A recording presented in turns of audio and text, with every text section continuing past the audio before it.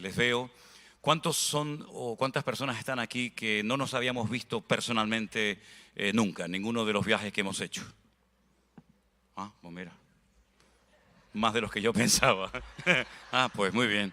Pues bienvenidos a todos. Bueno, hermanos queridos, de verdad que estamos muy agradecidos al Señor. Hemos estado en Miami y hemos tenido unas reuniones y unos cultos realmente preciosos. Nos han tratado los hermanos muy bien. Y venimos muy contentos, muy bendecidos. Todavía nos queda mucho camino. Todavía tenemos reuniones en Orlando. Tenemos que ir por primera vez. Vamos a visitar la ciudad de San Antonio, en Texas. El año pasado estuvimos en Texas, pero en otra ciudad, en Houston. En esta ocasión vamos a San Antonio. Después de ahí nos iremos a Las Vegas. No vamos a ningún casino ni nada de eso, sino es que tenemos una iglesia allí. Tenemos también reuniones especiales, cenas, culto y todo esto.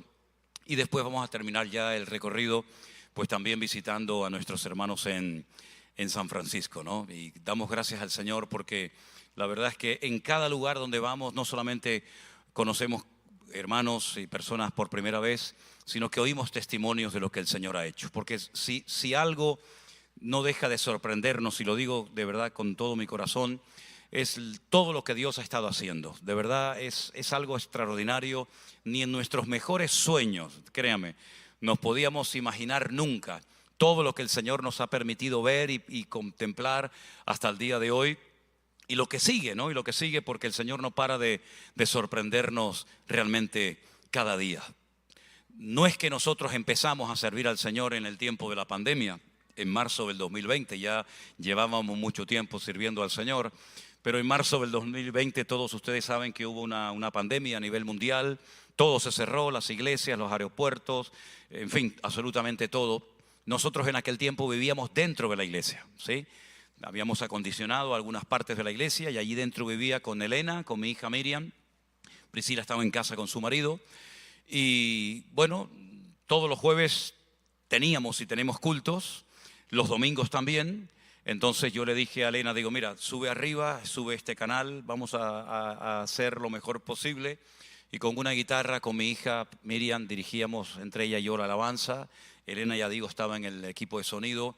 Y un hermano que se llama Armando, que es el que controla el tema de las cámaras, aunque en aquel momento era algo muy sencillito, muy rudimentario, pues yo le encendía, el ordenador, la computadora, como le llaman aquí, las cámaras, y él desde su casa controlaba todo.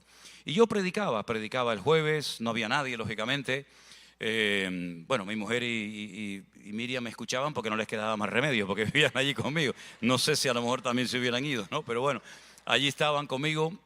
Llegaba el domingo, volvía a predicar y yo honestamente pensaba que aquella situación iba a ser algo de, no sé, de 2 o 3 semanas como máximo.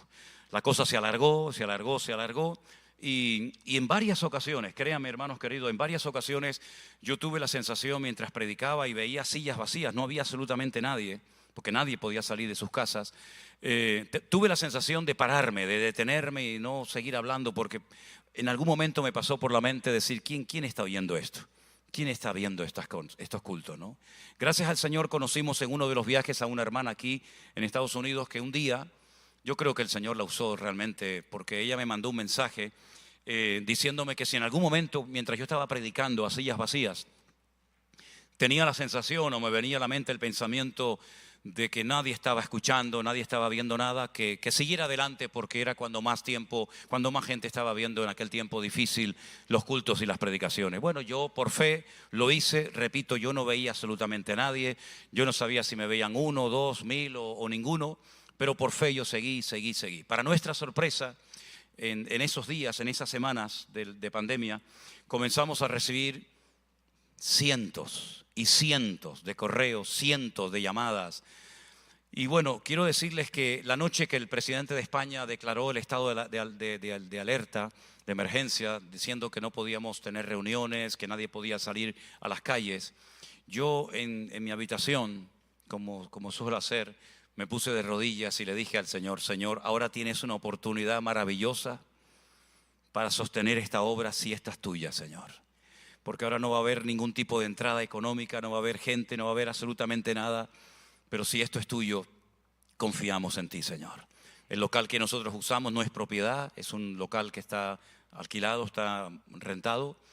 y comenzamos a recibir llamadas de todas partes del mundo, desde Alaska hasta el extremo sur de Argentina, pasando por muchos países del mundo, gente que nos llamaba desde los cruceros de lujo, que se habían quedado varados, fondeados en alta mar porque no podían entrar al puerto, gente que nos llamaba de todas partes y comenzaron a mandar un montón de ofrendas de gente que ni sabíamos cómo nos habían encontrado. Yo vivo en una isla que es así, hermano, más pequeña que la cabeza de un alfiler.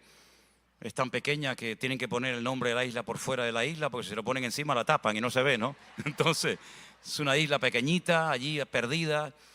La gente ni siquiera sabía dónde estaban las Islas Canarias. Uno decía, por allí, por Indonesia, ¿no? Por Japón. Y te digo, bueno, vale, hermana, usted misma. Y comenzamos a recibir un montón de llamadas, de apoyo, de gente que nos llamaba. Y la iglesia se convirtió en una especie de banco, si me permiten el ejemplo, ¿no? Nosotros en las Islas Canarias vivimos única y exclusivamente del turismo. No hay otra cosa en las Islas Canarias, desde el 1 de enero hasta el 31 de diciembre, no hay otra cosa más que turistas que vienen de toda Europa, vienen de medio mundo. Y eso es la economía de las Islas Canarias, turismo, tenemos buen tiempo, tenemos buenas playas, montañas, etcétera, y la gente viene a eso. Y bueno, la cuestión está en que comenzamos a recibir llamadas de medio mundo y los hermanos no podían trabajar. El sector turístico, la hostelería, los hoteles, los restaurantes, las cafeterías, estaba todo cerrado. Y entonces, como recibíamos tanta ayuda en aquel tiempo, nosotros comenzamos a pagar sueldos a los hermanos, comenzamos a pagar alquileres, comenzamos a pagar lo que los hermanos tenían que pagar y no podían hacerlo porque no tenían entradas económicas. Y cuanto más dábamos, más recibíamos, y dábamos y recibíamos. Fue algo increíble, no se pueden ustedes imaginar. Bueno, llegábamos agotados por la noche a la cama porque la cuestión está que la diferencia horaria es muy grande. Y entonces cuando nosotros ya nos íbamos a dormir, la gente llamaba y decía, buenos días, pastor, ¿cómo está? Y digo, bueno, hermana, buenos días, no, aquí son las 3 de la mañana. Ay, perdón, me llamó una vez una señora, ya estábamos agotados. Y yo dije, dígame. Y me dice, ay, pastor, lo veo que está muy nervioso, me dice. Digo, no, estoy agotado, no estoy nervioso, estoy agotado. Y fue algo realmente increíble, fue un tiempo realmente maravilloso. Comenzamos a ver cómo la gente se convertía, pero hermanos, de una forma increíble, católicos, santeros que habían estado metidos en la brujería, en la santería, en el espiritismo, sacerdotes católicos de estos de monjes cerrados que no pueden tener contacto con el mundo, nos llamaban, nos pedían oración. Militares de bases norteamericanas en Afganistán y en otros lugares, de Japón nos llamaban, de montones de lugares. Comencé a sentir de que Dios estaba haciendo algo. Dios estaba haciendo algo, no entendíamos, pero mucha gente con 10 años, 20 años, 30 años, hasta 40 años, sin querer congregarse en ninguna congregación, comenzaron a reconciliarse con el Señor. Gente de todas las edades, gente que se quería suicidar, gente que se querían tirar por un puente, lo habían perdido todo, familias que habían perdido 4, 5, 6, 7, hasta 8 miembros por el COVID, por el virus en aquel tiempo, ya desesperados, sin trabajo, sin familia, sin nada, sin esperanza. Comenzaron a aceptar al Señor, comenzaron a pedirnos Biblia. Bueno, fue realmente, si eso es un avivamiento, yo creo que eso fue un avivamiento, un despertar del Señor espectacular. Entonces, un día, orando un día al Señor, yo dije, Señor, ¿cómo vamos a atender a toda esta gente? Nos harían falta 10,000 vidas para poder atender a tanta gente que se convertía, que se reconciliaban con el Señor. Nos llamaban de la selva amazónica, nos llamaban de lugares donde no había obra, no había iglesia. Entonces nuevamente me puse a orar al Señor y creo que el Señor puso algo en mi corazón que con el tiempo se ha demostrado que venía de Él, porque si no, no hubiera perdurado en el tiempo, ¿no? El Señor puso en mi corazón, lo vas a hacer virtualmente. Haz una iglesia virtual. En internet hay de todo. Hay bueno y hay cosas malas. Y entonces decidimos, yo les dije a mi familia, digo, ya sé cómo lo voy a hacer. Vamos a atender a la gente, a las miles y miles de personas que nos llaman con una iglesia virtual. Y me dijeron en casa, uy, el papá se volvió loco. ¿Qué es eso de iglesia virtual? A mí nunca me habían, ni siquiera el concepto de iglesia virtual me sonaba de nada, ¿no? Yo no estoy en contra de iglesias presenciales. Yo he sido 44 años pastor de iglesias presenciales. Hemos abierto iglesias y siempre hemos estado pastoreando gente así personalmente. Pero en esta ocasión estaba sucediendo algo diferente y había que cambiar, ¿no? Había que adaptarse a los tiempos.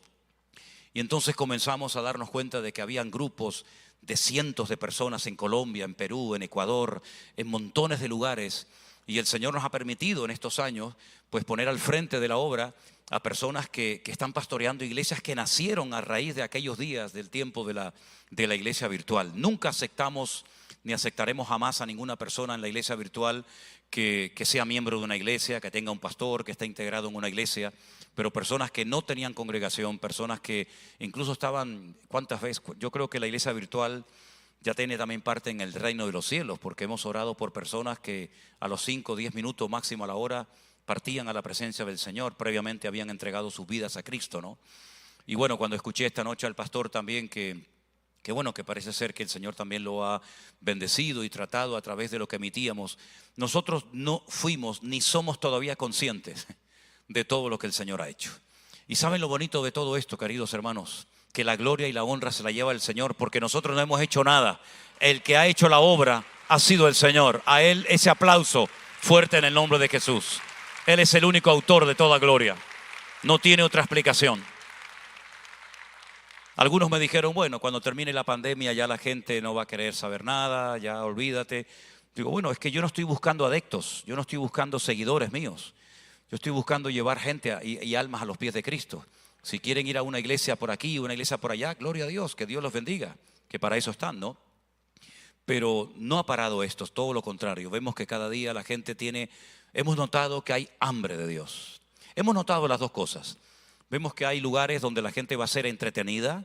Dice la Biblia que en los últimos tiempos, ahora hablaremos un poquito de esto, dice la Biblia que en los últimos tiempos la gente tendrá comezón de oír. Es decir, tendrán ganas de oír, pero cosas que les gusten a ellos oír, ¿no? Cosas que no les hagan sentir mal. Esas predicaciones que van por encima de la cabeza, que te hacen reír, te hacen pasarlo bien, no te sientes aludido en ningún momento y eres capaz de invitar a cualquier persona, esté en orden, esté en desorden, esté en pecado, esté en santidad, da igual, porque va a pasar un tiempo entretenido en ese lugar donde tú vas, ¿no? Y dice la Biblia que viendo la cantidad de gente que quiere ser entretenida, pues se amontonarán maestros que conforme a sus concupiscencias apartarán el oído de la verdad de muchos y seguirán a las fábulas, a los cuentos, ¿no? Pero también nos hemos dado cuenta en estos años que hay hambre de Dios, hay hambre de palabra de Dios en el pueblo, ¿verdad? Y yo espero que todos ustedes sean de este segundo grupo, de gente que tiene hambre de oír la palabra del Señor, porque todavía hay muchas cosas que aprender y estamos viviendo unos tiempos muy, muy interesantes. El apóstol Pablo los define como tiempos peligrosos, como tiempos difíciles, tiempos que estarán desprovistos de todo principio moral o espiritual, tiempo donde los absolutos desaparecen y todo es relativo. Si a ti te va bien, si a ti te gusta, no pasa nada, ¿verdad? Y estamos viviendo tiempos realmente difíciles para muchos creyentes que quieren ir en serio con el Señor. Espero que ninguno de ustedes se deje arrastrar por la corriente de este mundo y que el objetivo de tu vida no sea usar al Señor para ti, sino que tú seas un instrumento útil en las manos del Señor. Amén, hermanos. Yo quiero llevarles en primer lugar al Evangelio de Mateo capítulo 24, pero si me permiten, vamos a leer también algunos versículos que se encuentran en el Evangelio de Marcos, porque lo que Marcos nos cuenta, Mateo no lo relata. Entonces yo creo que nos va a venir muy bien la información que Marcos nos da referente a este pasaje. Si ustedes abren la Biblia en Mateo capítulo 24, la Biblia dice que cuando Jesús salió del templo, versículo 1, y se iba, se acercaron sus discípulos para mostrarle los edificios del templo. Sin embargo, si usted va al Evangelio de Marcos, capítulo 13, dice que Jesús salía del templo y sus discípulos le dijeron: maestro, mira qué piedras y qué edificios. También dice lo mismo, pero nos da un dato muy interesante en el versículo 41 del capítulo anterior.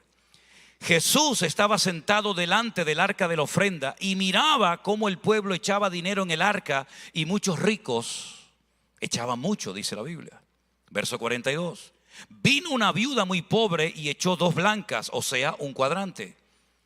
Entonces, llamando Jesús a sus discípulos, les dijo: de cierto os digo que esta viuda pobre echó más que todos los que han echado en el arca, porque todos han echado de lo que les sobra, pero esta de su pobreza echó todo lo que tenía, todo su sustento. Me llama la atención que Jesús estaba mirando a la gente y los discípulos estaban mirando a los edificios. Y parece una cosa que no tiene importancia, pero para mí tiene mucha importancia. Porque hay gente que está todo el día mirando a donde no tienen que mirar. Y lo que tienen que mirar no lo miran. Y así se les va la vida. Mientras Jesús estaba observando cómo la gente entraba y salía del templo, los ricos, la viuda, etcétera, etcétera. En otras palabras, mientras Jesús estaba mirando a la gente, los discípulos estaban entretenidos haciendo turismo por el templo, mirando lo bonito que era, lo grande, lo maravilloso que era. Porque realmente alguien dijo hace mucho tiempo que si nadie conoció el templo de Jerusalén, no conoció una de las cosas más hermosas del mundo. Déjenme que les diga algo. Cuando los romanos, que dominaron toda Europa, desde España, desde un punto que se llama Finis Terra, el fin de la tierra, toda Europa, todo el norte de África y todo Oriente Medio, ellos cuando llegaron a Israel encontraron tres cosas que les llamaron poderosamente la atención, que nunca habían visto en ninguna región del mundo. Ellos cuando llegaron a Israel se dieron cuenta de que esa gente, una vez a la semana, no trabajaba, se paraban, incluso los animales, no trabajaban, era el día de reposo. Y llenaban sus casas con mucha luz, con muchas velas. Y cuando preguntaban por qué no trabajaban los sábados, porque en aquella época se trabajaba todos los días de la semana, así como en Estados Unidos, de sol a sol, que no había tiempo para otra cosa, ellos se daban cuenta de que los judíos ese día lo comían juntos en familia, no trabajaban, los animales descansaban, y eso nunca los romanos lo habían visto en ninguna parte del mundo. El famoso Shabbat, que viene de la palabra hebrea shevet, que significa siéntate, estate tranquilo, no hagas nada. La segunda cosa que le llamó a los romanos poderosamente la atención fue que esta gente tiene un mar donde flotas y no hace falta que aprendas a nadar o que sepas nadar, porque flotas y no te hundes. Es el famoso mar muerto. En hebreo se llama Yam Hamelach, que significa el mar de la sal. Tiene 35 veces más sal que el mar de cualquier país del mundo. Y por eso flota la gente, no hace falta que sepa nadar. Eso nunca lo habían visto. Y la tercera cosa que le llamó la atención a los romanos es que esta gente tenía un templo precioso, enorme, vacío. No había dioses, no había ídolos. Ellos eran politeístas. No solamente tenían los romanos sus propios dioses, sino que también habían adoptado, habían incluido en su vida social o religiosa, habían incluido los dioses de los griegos y otras culturas. Sin embargo, los judíos tenían un templo totalmente vacío, no había nada, y se reían de ellos. ¿Cómo es posible que ustedes tengan un templo tan grande, tan hermoso, y esté vacío?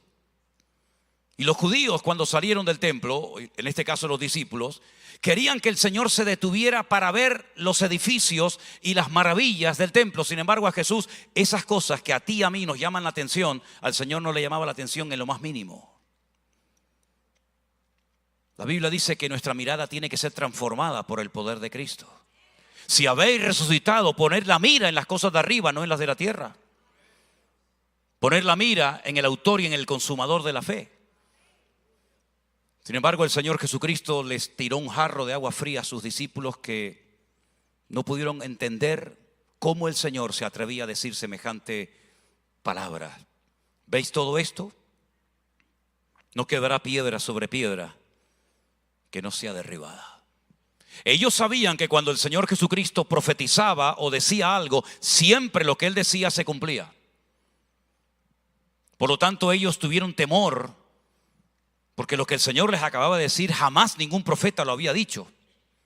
Bueno, cuando el Señor Jesucristo entró triunfalmente en Jerusalén, que fue un día espectacular en el ministerio y en el panorama escatológico de la Biblia, porque ese era el día que había profetizado el profeta Daniel, que el Mesías entraría triunfalmente a la ciudad de Jerusalén. Sabe pues y entiende que desde la salida de la orden para restaurar Jerusalén hasta el Mesías príncipe, y dice el tiempo en el que vendría. Por eso el Señor, cuando va montado en el pollino de asno, Él llora y dice: Jerusalén, Jerusalén, que matas a los profetas y apedreas a los que yo te envío. ¿Cuántas veces quise juntar a mis hijos como la gallina junta sus polluelos y no quisisteis? Vuestra casa os quedará desierta. Pero parece como que esa palabra no la entendieron. Vuestra casa os quedará desierta.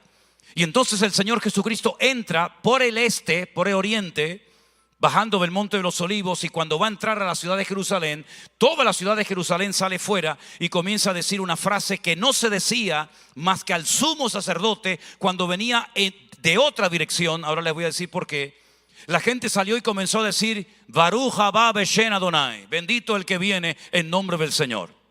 Y entonces la gente le dijo a los discípulos, díganle a la gente que no diga eso, porque el sumo sacerdote, cuando se iba a Belén, donde se criaban los corderos para el templo, y venía con los 2 corderos para ser sacrificados en el tiempo de la Pascua, cuando lo veían en el horizonte venir al sumo sacerdote, al Cohen Gadol, dice la historia que la ciudad salía por otro lugar, por otra puerta, y decían exactamente lo mismo que le dijeron al Señor Jesucristo: bendito el que viene en el nombre del Señor. Pero ahora se lo están diciendo a otra persona que no es el sumo sacerdote y que está entrando por otra puerta. Por eso ellos están viendo que están rompiendo esquemas. ¿Puede el Señor romper esquemas en tu vida? ¿O tienes al Señor tan estructurado y tan limitado en tu vida que ya el factor sorpresa se ha perdido en tu vida, querido hermano y amigo? El Señor Jesucristo entró triunfalmente en Jerusalén. Y es interesante notar que Él sabía perfectamente que ese templo iba a ser destruido. Por eso Él dijo, esta casa os quedará desierta. Pero parece como que nadie se percató, nadie se dio cuenta de la repercusión de esta palabra. Ahora es cuando la entienden.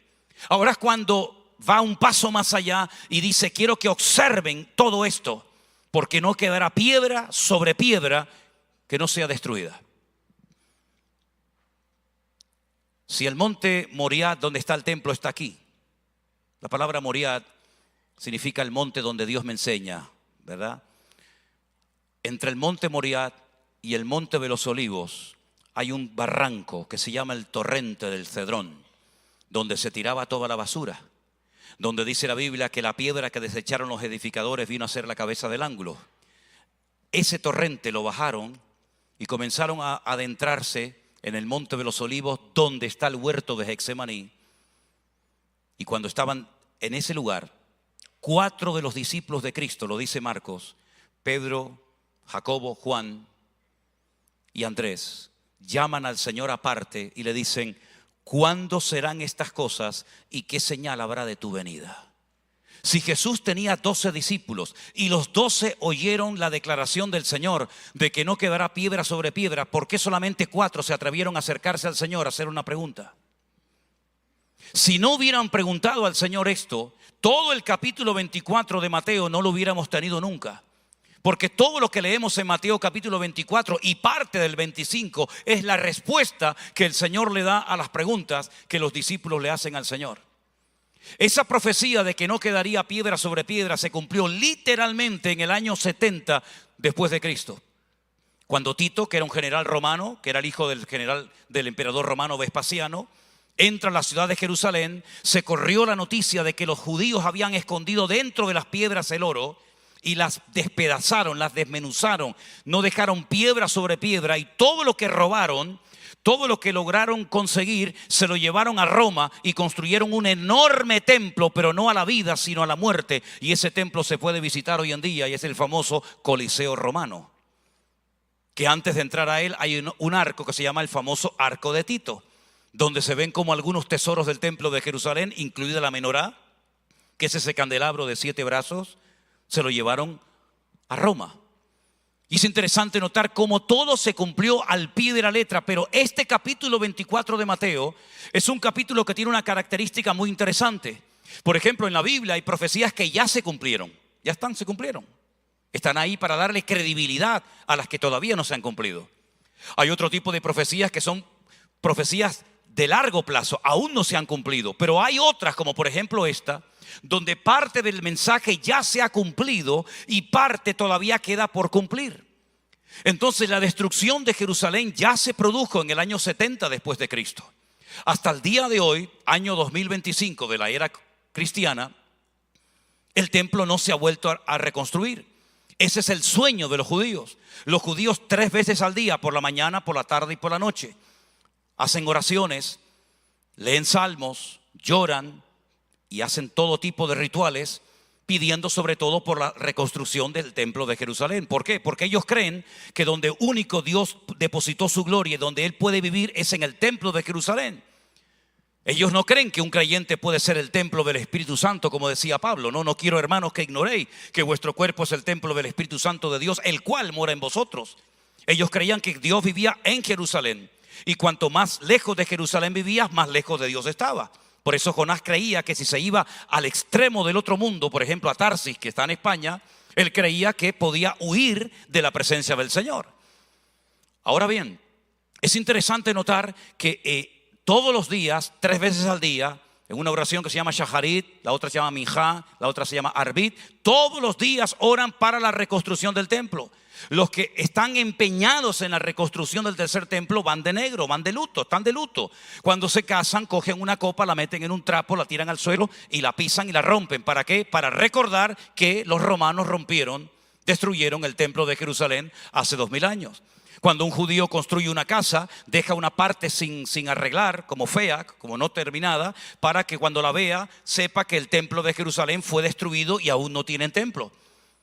Van a un muro que no formaba parte del templo, sino era un muro de contención que se llama el Kotel Hamarabí, que es el famoso muro de los lamentos, donde meten papelitos y oran para que el templo sea vuelto a reconstruir.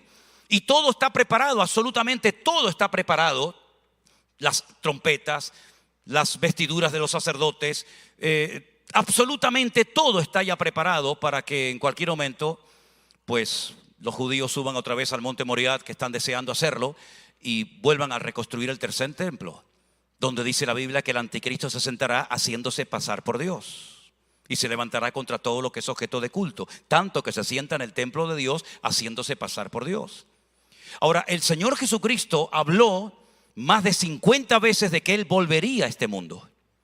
Ahora, es interesante notar porque en la Biblia a veces hay cosas que se hacen que en nuestra cultura ya no tienen ninguna aplicación, ninguna razón de ser, como por ejemplo eso de mojar pan en vino.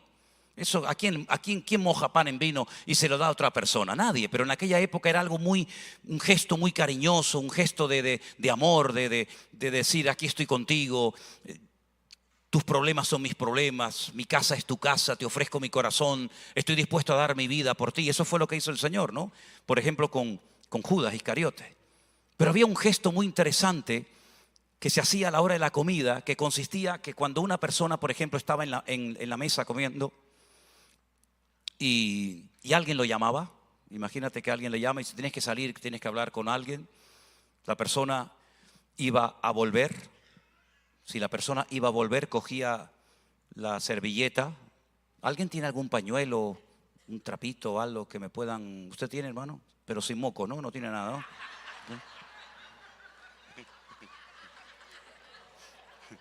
Está bien, perdón. Borren esto. A veces me salgo del guión, perdone. Imagínense que yo estoy comiendo en la mesa y me llaman. Y tengo que salir, pero voy a volver a la mesa a comer. Entonces lo dejaba así dobladito encima de la mesa. Y yo me iba. Entonces cuando pasaba el camarero, el sirviente, el criado, y veía en ese lugar de la mesa el trapito así colocadito, decía, no retiremos el plato, dejemos todo porque va a volver. Pero si yo terminaba de comer, con permiso, y así, el camarero pasaba, el sirviente decía, ya terminó. No tenía que decir nada, solamente decir, ya terminé, ¿cómo te lo pongo así? Gracias, hermano.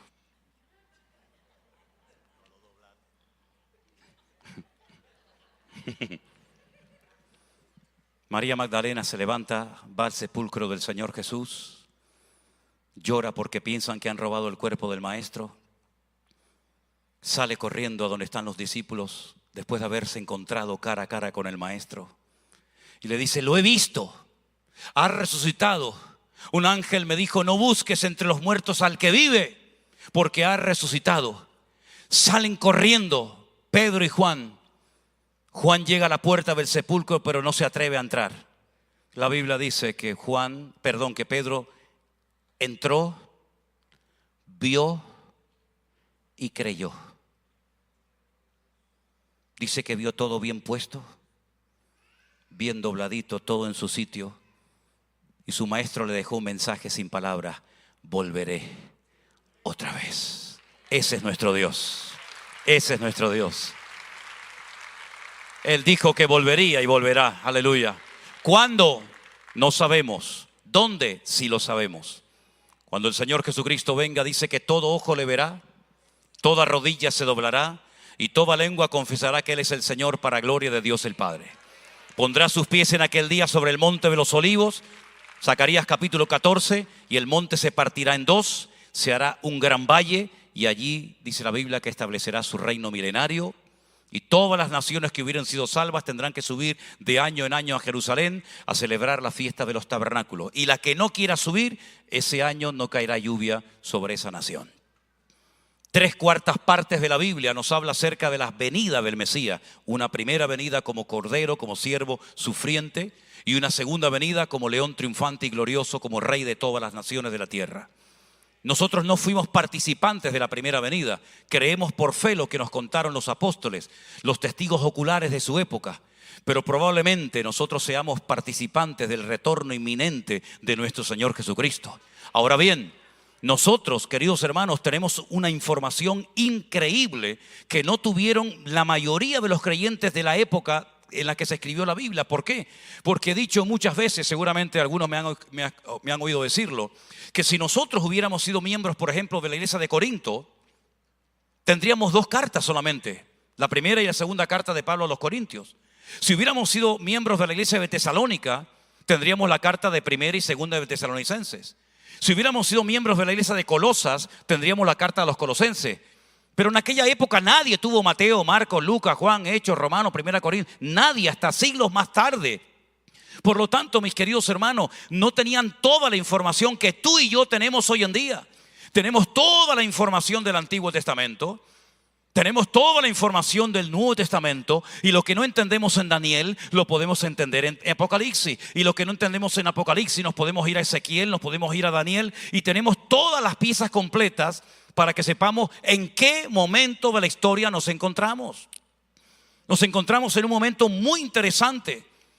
Nos encontramos en un momento donde hay una serie de características que nos van a indicar la proximidad del retorno inminente de nuestro Señor Jesucristo. Por ejemplo, como dije hace un instante, una de las señales de los últimos tiempos que nos indica que nos estamos aproximando al retorno inminente de Cristo es que muchos tendrán comezón de oír, es decir, tendrán ganas de oír, pero de oír tonterías, cosas que les entretengan, cosas que no les sacuda la conciencia, cosas que no te confronten con tu pecado, cosas que se te digan y te caen bien. Me acuerdo en 1990, en la ciudad de Buenos Aires, en Argentina, en muchísimas iglesias había en la fachada de los templos: aquí oramos por la prosperidad. Y claro, era un momento muy complicado económicamente. Había una inflación terrible. La gente salía con palos y piedras y con armas a los supermercados a robar alimentos. Y cuando pasaban por las iglesias y veían que allí se oraba por la prosperidad, hermanos, los templos se llenaron hasta 4, 5, 6, 7 y hasta 9 cultos por día. Yo he estado en una iglesia donde había 7 cultos cada día en aquellos años. La gente estaba con una crisis, que la gente no tenía para comer, y sin embargo la gente iba a la iglesia porque se les decía que Dios los iba a bendecir, que Dios los iba a prosperar. ¿Quién no quiere ser bendecido? ¿Quién no quiere ser prosperado? Todo el mundo lo quiere, hasta los inconversos. Los ateos también quieren tener buenos trabajos, buenos coches, buenos sueldos. Todo el mundo quiere eso. Pero eso no es el evangelio en sí mismo. No es que Dios no quiera bendecirte, no es que no creamos en la prosperidad, pero no es la meta del Señor Jesucristo prosperarte. La meta de Cristo es cambiarte de muerte a vida e inscribir tu nombre en el libro de la vida, mi hermano. Esa es la meta del Señor. Y una de las señales de los últimos tiempos es que vendrían montones de personas a endulzar, a predicar lo que ese tipo de personas están buscando. Algo que me haga sentir bien. No importa si estoy en desorden, no importa si estoy en fornicación, no importa si soy un mentiroso, un tramposo, le pido dinero a todo el mundo y nunca le pago a nadie. No importa, voy a la iglesia, oran por mí, me bendicen, me siento bien, peco el viernes, me arrepiento el domingo. Es un relajo, ¿verdad? Entonces la gente ha perdido el norte, la gente se ha olvidado de que sin santidad nadie verá al Señor.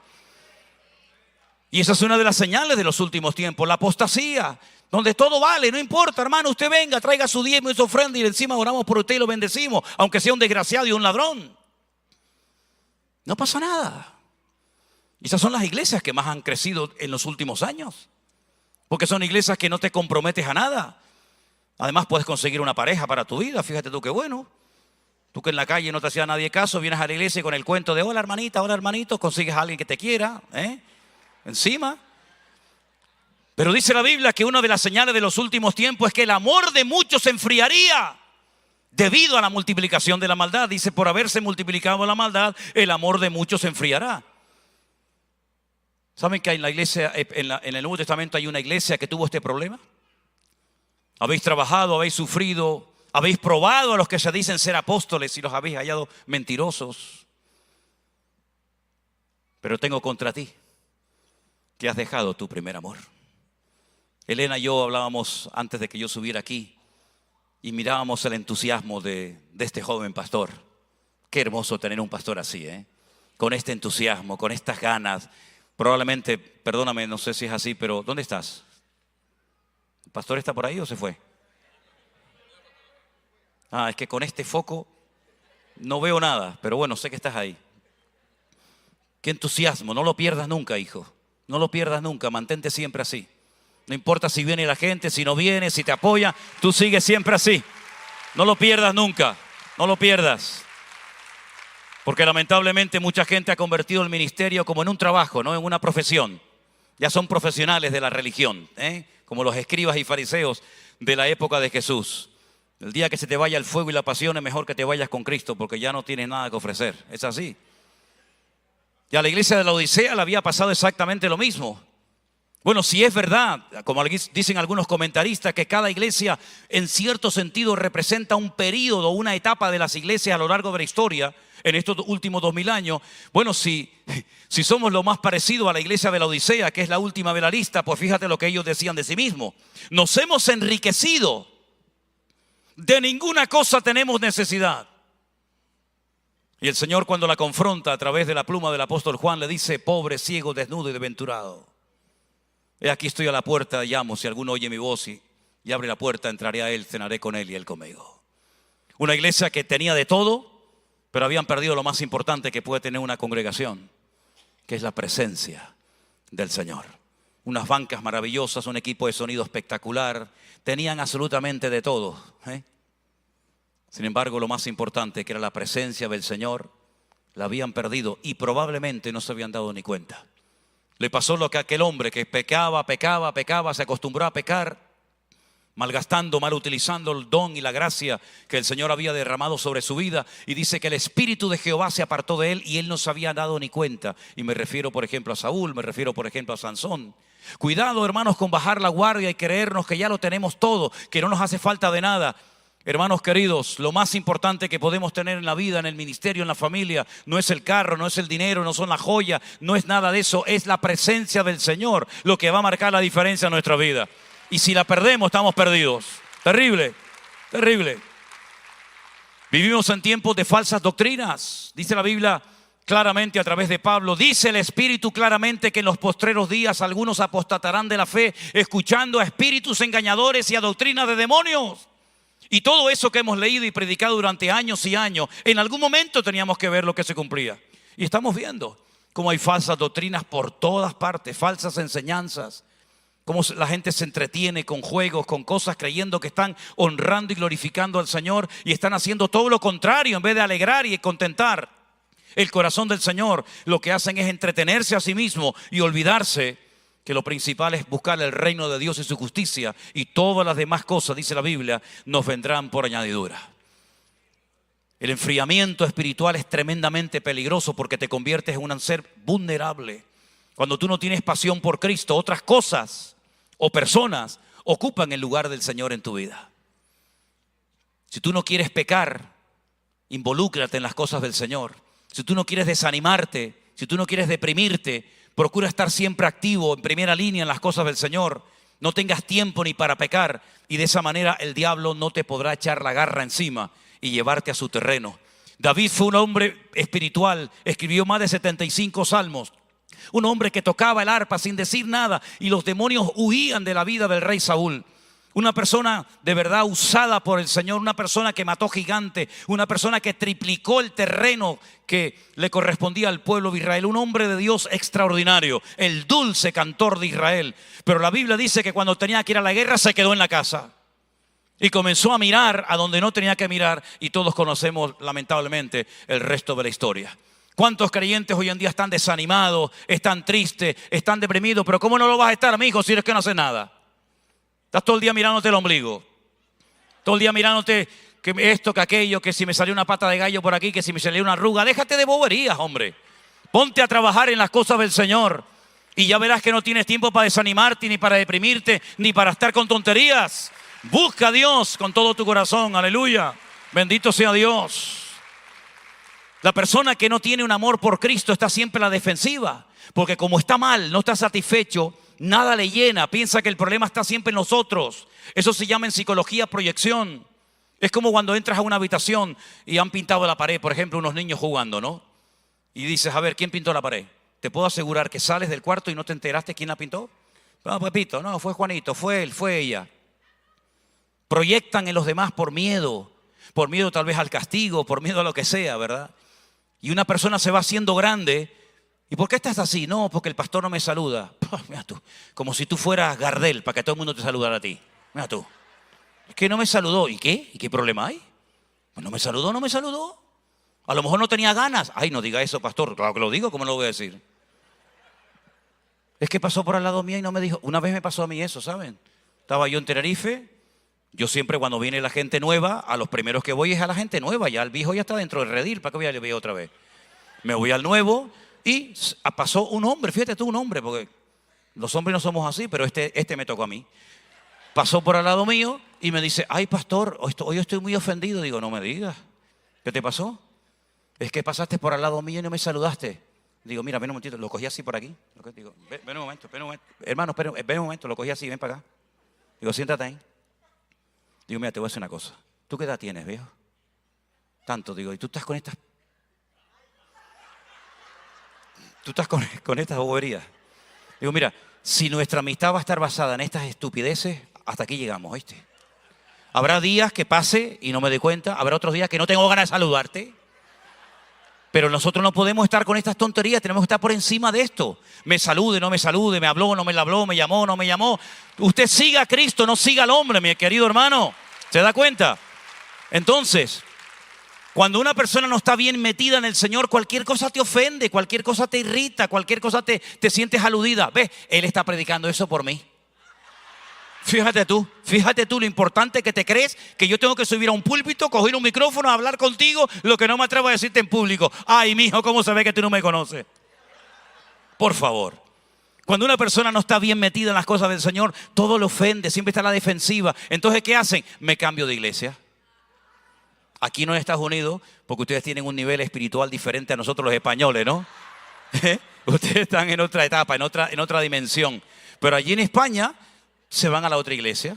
Claro, como allí nadie lo conoce, ya, pero en cuanto te conocen, amigo, vuelve otra vez el tema. Y vuelve otra vez el tema. Y aunque la mona se vista de seda, mona se queda. ¿Te das cuenta?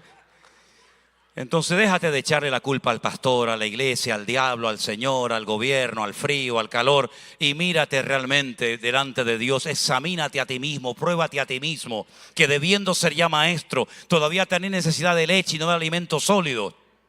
Y eso es lo que nos enseña la palabra, que tenemos que ser gente entendida en los tiempos, que cuando veamos las cosas no las interpretemos como el mundo las interpreta, porque dice la Biblia que el hombre natural no percibe las cosas que son del Espíritu. Por el contrario, el hombre que tiene el Espíritu de Dios todo lo prueba, todo lo examina y hace una lectura completamente diferente de las cosas.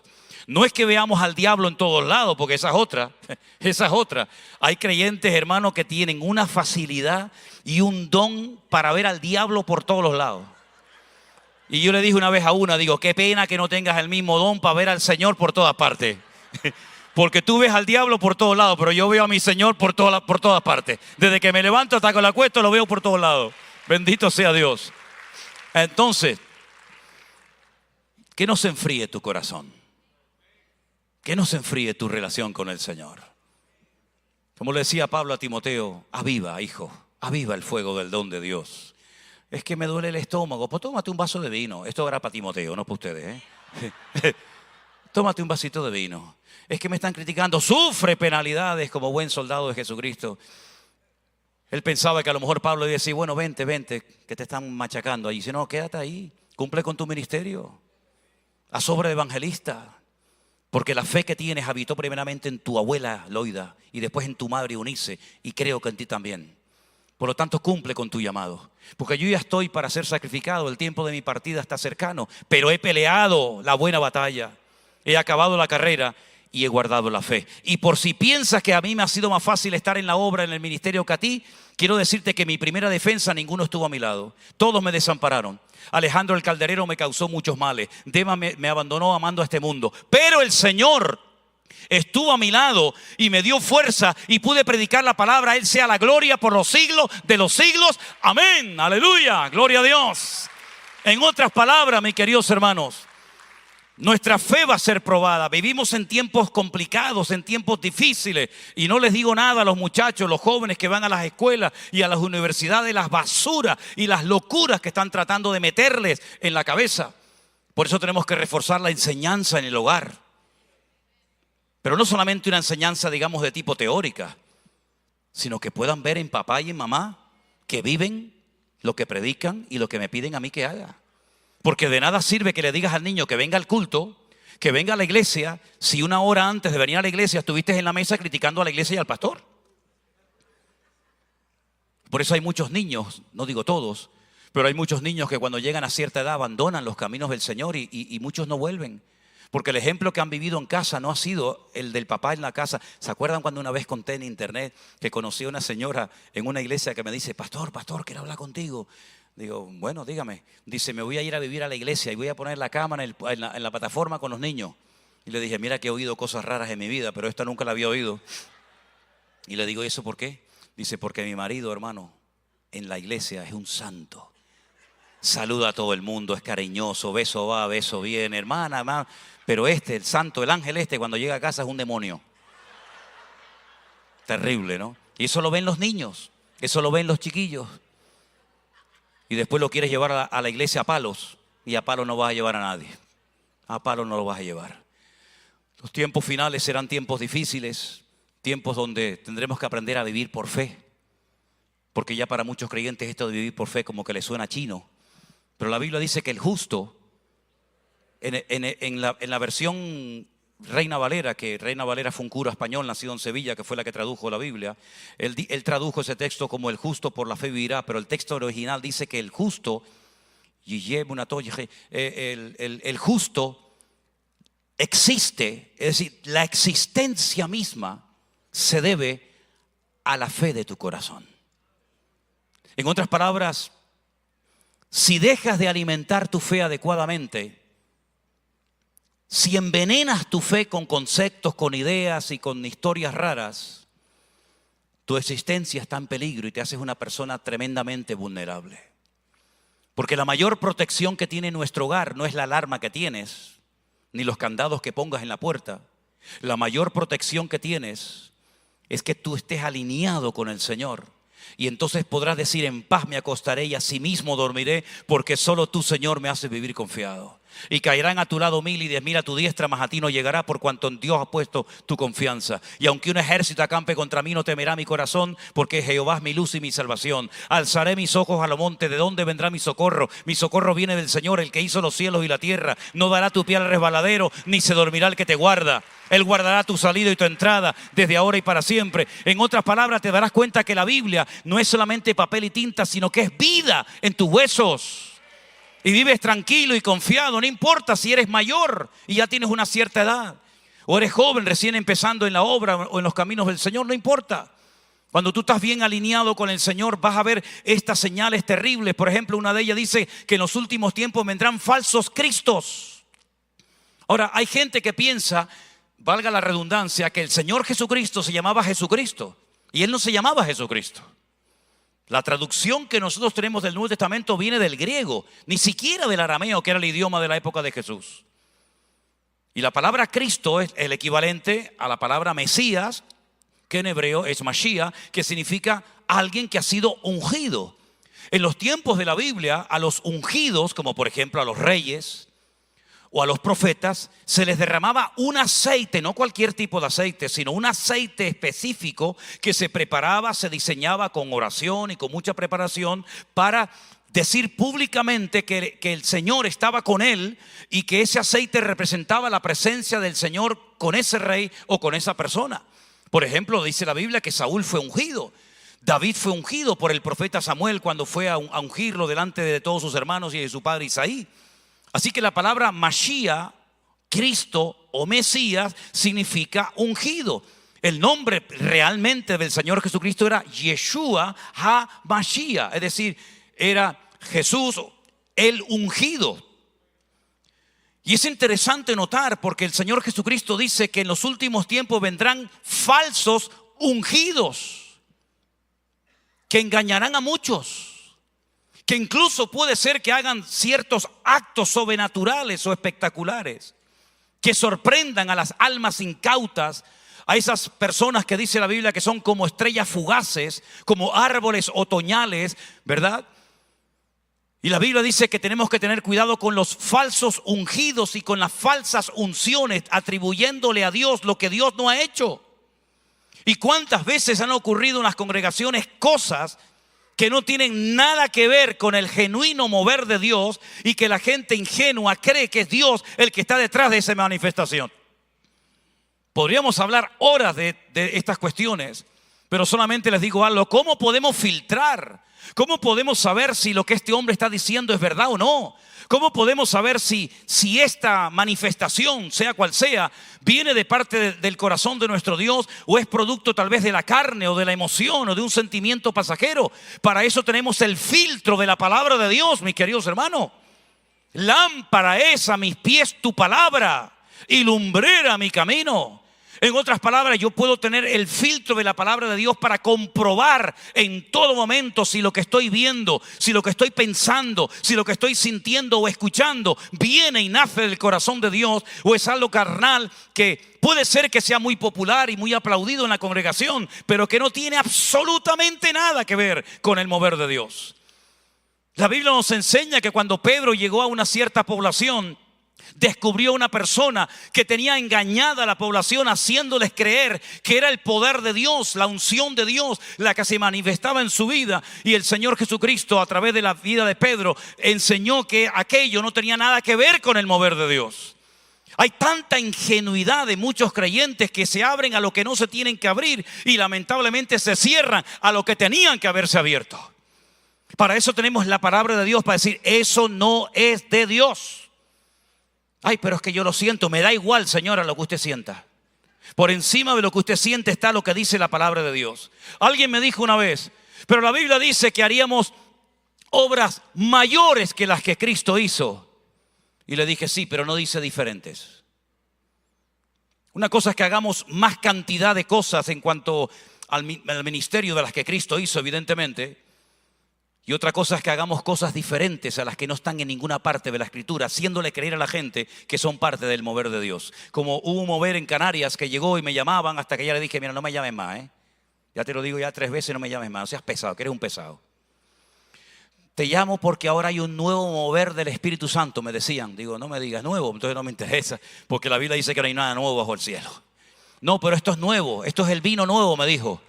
El vino nuevo, sí, porque tú sabes que el vino viejo, la gente vieja en la iglesia hay que como que sobra, ¿no? Y le digo, mira, yo le dije tarado, no, ustedes no lo digan. Yo le dije, mira, tarado, te voy a decir una cosa. Si tú supieras, el vino bueno es el viejo. Amén, mira cómo la hermana sabe. Mira cómo la hermana sabe. El vino viejo es el que vale. El que tiene años, que tiene solera, que tiene peso. Vinos de reserva, en barracas de vino, de madera, de roble. El vino viejo está por ver. Así que no me vengas a mí a decir que el vino viejo son los hermanos ancianos de la iglesia, porque la Biblia dice que los jóvenes y los ancianos tienen que aprender a trabajar juntos. Así que eso no es de Dios. El nuevo mover del Espíritu de Dios, fíjate tú, y comenzaron a enseñar una serie de disparates, una serie de locuras, pero claro que no estaban en la palabra de Dios. ¿Dónde estaban? En los libros que la gente leía. Y no es la Biblia la que tiene que adaptarse a mi estilo de vida, sino es mi vida la que tiene que adaptarse al modelo bíblico. Y si hay algo en mi doctrina, si hay algo en mi comportamiento que no coincide con la palabra de Dios, soy yo el que tengo que corregir el rumbo y no el Señor. Una vez le dije a unos pastores, ¿por qué predican ustedes lo que predican? ¿Por qué ministran así? ¿Por qué actúan de esa manera? No es que nos han enseñado, pero lo han comprobado a la luz de la palabra de Dios si verdaderamente eso es bíblico o no. ¿Verdad que no? Hermanos queridos, la palabra de Dios no es un objeto decorativo. La palabra de Dios no es un amuleto que tenemos en nuestras casas para protegernos de la mala suerte. No sé aquí, pero en Canarias la gente de antes era muy supersticiosa. Yo me acuerdo que cuando mi hija Priscila nació, ella tenía los pelos así, parecía un panqui, así parado de punta. Era preciosa, era una niña muy linda, como el padre, lógicamente, ¿no? Y como la madre. Y entonces, no, borra eso. Y entonces la gente por la calle nos paraba y nos decía, ay, tienen que ponerle un lacito rojo a la niña para que no le hagan mal de ojo. Y le digo, mire señora, el que le haga algo a mi hija es hombre muerto. Así que usted no se preocupe con eso. ¿Sabe? Mi padre fue torero y los toreros son gente muy supersticiosa. Entonces no puedes decir gato negro, porque entonces eso es que lo va a coger el toro ese día. No puedes poner el sombrero encima de la cama, no puedes pasar por debajo de una escalera. Ay, que se rompió el salero, o se rompió el espejo. Oye, qué frustración es vivir así, mi niño. Que si el gato, que si el tigre, que si el ave. Déjame en paz, por favor. Me tienes agobiado. Deja al gato negro. Si nació negro, pues nació negro, mijo. Ya está. Que se rompió la sal, pues cómprate otro salero. Que se rompió el espejo, pues cómprate otro espejo. Pero no seas esclavo de esas estupideces, mi hermano. Dice la Biblia que mayor es el que está en nosotros que el que viene contra nosotros. Vendrán por un camino y se van por todo. Aleluya. Así que vivan tranquilos, hermano. Me dice un día una hermana cuando terminé, yo no sé cuándo tengo que terminar, la verdad es que no tengo ni idea. Así que háganme señales porque yo no sé ni por dónde voy. Me dijo una vez una hermana, claro, usted habla así porque usted no tiene el vecino que yo tengo, me dijo. Digo, ¿y qué vecino tiene usted? Dice, yo tengo un santero. ¿Un santero? ¿Y qué? No, porque cuando llego a mi casa me mete cosas por abajo de la puerta. Y me deja ahí cocos y velas y vainas raras. Y le dije, ¿y usted le tiene miedo a él? ¿El que le tiene que tener miedo? ¿Él es el que le tiene que tener miedo a usted? ¿Qué cosa está diciendo? Como si el Señor viviera aquí dentro, cuando el Señor dice que vive en nuestros corazones y a donde vamos Él viene conmigo. Estábamos un día en Tenerife y tenemos una iglesia allí como en el campo y entonces me viene un muchacho cubano, perdón los cubanos, pero era así, es cubano, ¿qué vamos a hacer? No es ningún delito ser cubano, pero es que era cubano.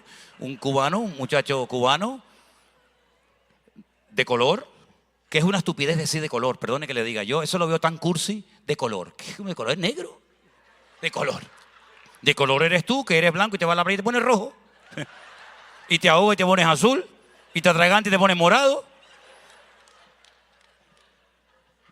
Una tontería más grande. Un negro cubano, punto, ya se acabó. Y me dice, mira, ¿quién es el encargado de todo esto? Digo, yo soy el pastor, ¿por qué? Y me dijo así, agárrate. Me dice, te voy a destruir a ti, a tu familia y todo esto. Ay, amigo, ay. Y este dice, yo decía, este no sabe con quién vino a dar. Digo, mira, eso no te lo crees ni tú, compadre.